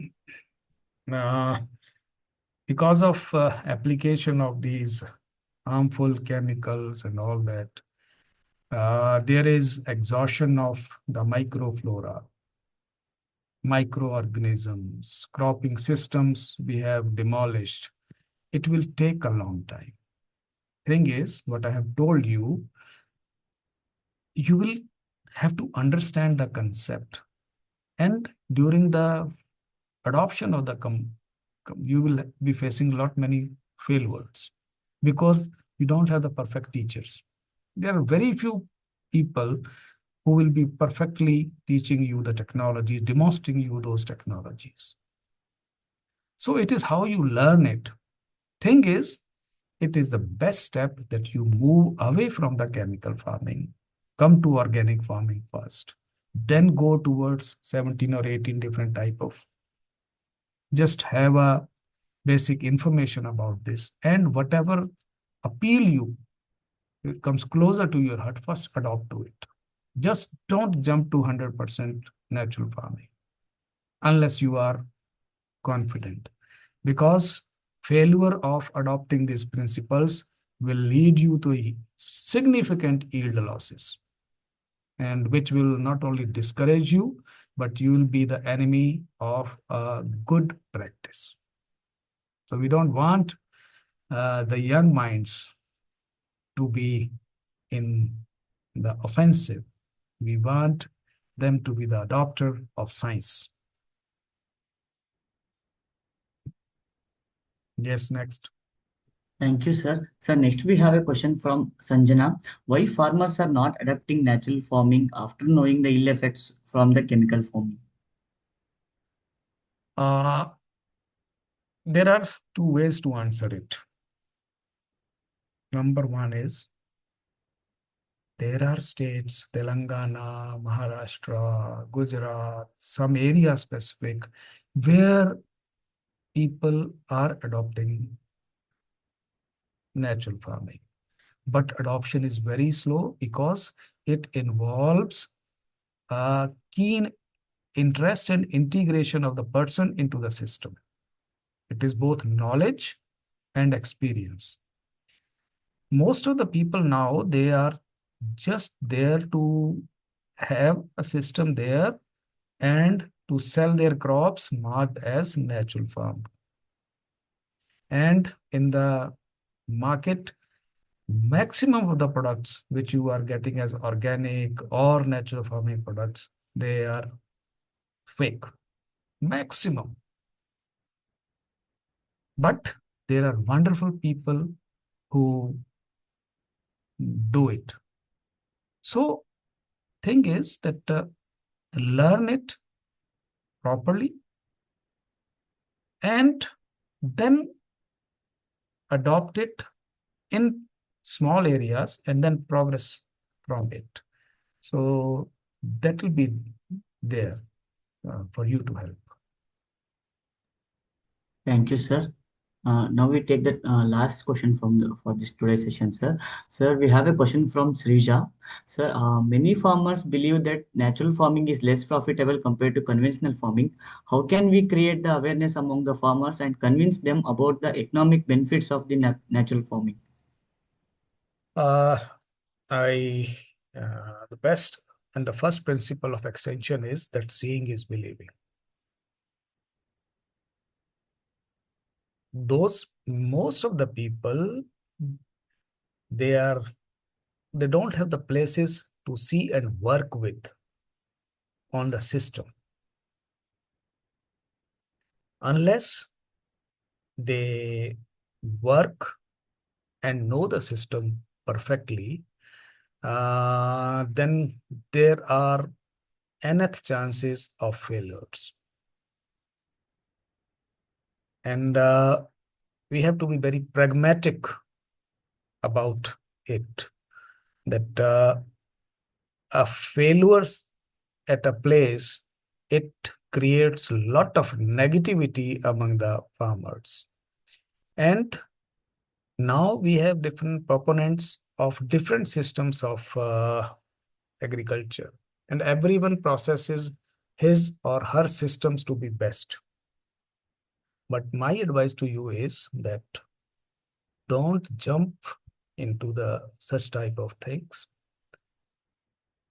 Evaluate the systems or have linkage with the true persons who are doing it. We have long list of the people wherever or whichever state the people are, you are there. We can put you to those places so that you can truly learn this art and the science. And that will make you the things really understandable. Otherwise, any failure will discourage the system. And it has happened not with this technology. It has happened with the agriculture, modern agriculture technology I was talking you. It started in 62, 63. It happened that time also. So with every invention, with every new approach, there is some time, some basic inputs of learning are to be there. Some tangible things are there to be demonstrated properly with the involvement of the participants. That is important. Unless you are involved into that, you are just be there, see to thing, and make your own mind about the technology and all that. That's never going to work. And it's very simple technology. Very simple. Thank you. Thank you, sir. Thank you so much. So now we'll come to the conclusion part of this session. On behalf of Agri SAARTHI team, I would like to express my deep respect and gratitude to Dr. O.P. Chaudhary, sir, for your valuable thoughts on the natural farming and challenges in natural farming, and along with the nutrient requirements and pest management in natural farming. So we are deeply thankful for your time, knowledge, and encouragement you have shared with us today, sir. Once again, thank you, sir, for a highly informative and impactful session. And also, my sincere thanks to our organizing director, Mr. Ajay Kasana, sir, Chief Secretary of Agri Sarathi, for his continuous support, planning, and guidance, which ensured the smooth and successful conduct of today's program. I take this opportunity to thank all the participants for their enthusiastic participation, active engagement, and thoughtful interactions, which truly made the session lively, meaningful, and successful. I also place a record of my appreciation to entire AgriSarthi team for their dedicated efforts in organizing this 30 days National Agriculture Training Program and consistently providing a valuable platform for learning, capacity building, and the professional development. Before we conclude, I request all the participants to ensure that the attendance form, which has been shared in the chat box as well, and is must be filled on the compulsory basis. Please note that the submission of the form is mandatory and link will be remained active only for 30 minutes. Once again, thank you for all your valuable time and the participation. We look forward to your continued association and active participation in the forthcoming sessions of Agri Sarathi Kranti 2026. Wishing you a pleasant and productive day ahead. Jai Hind.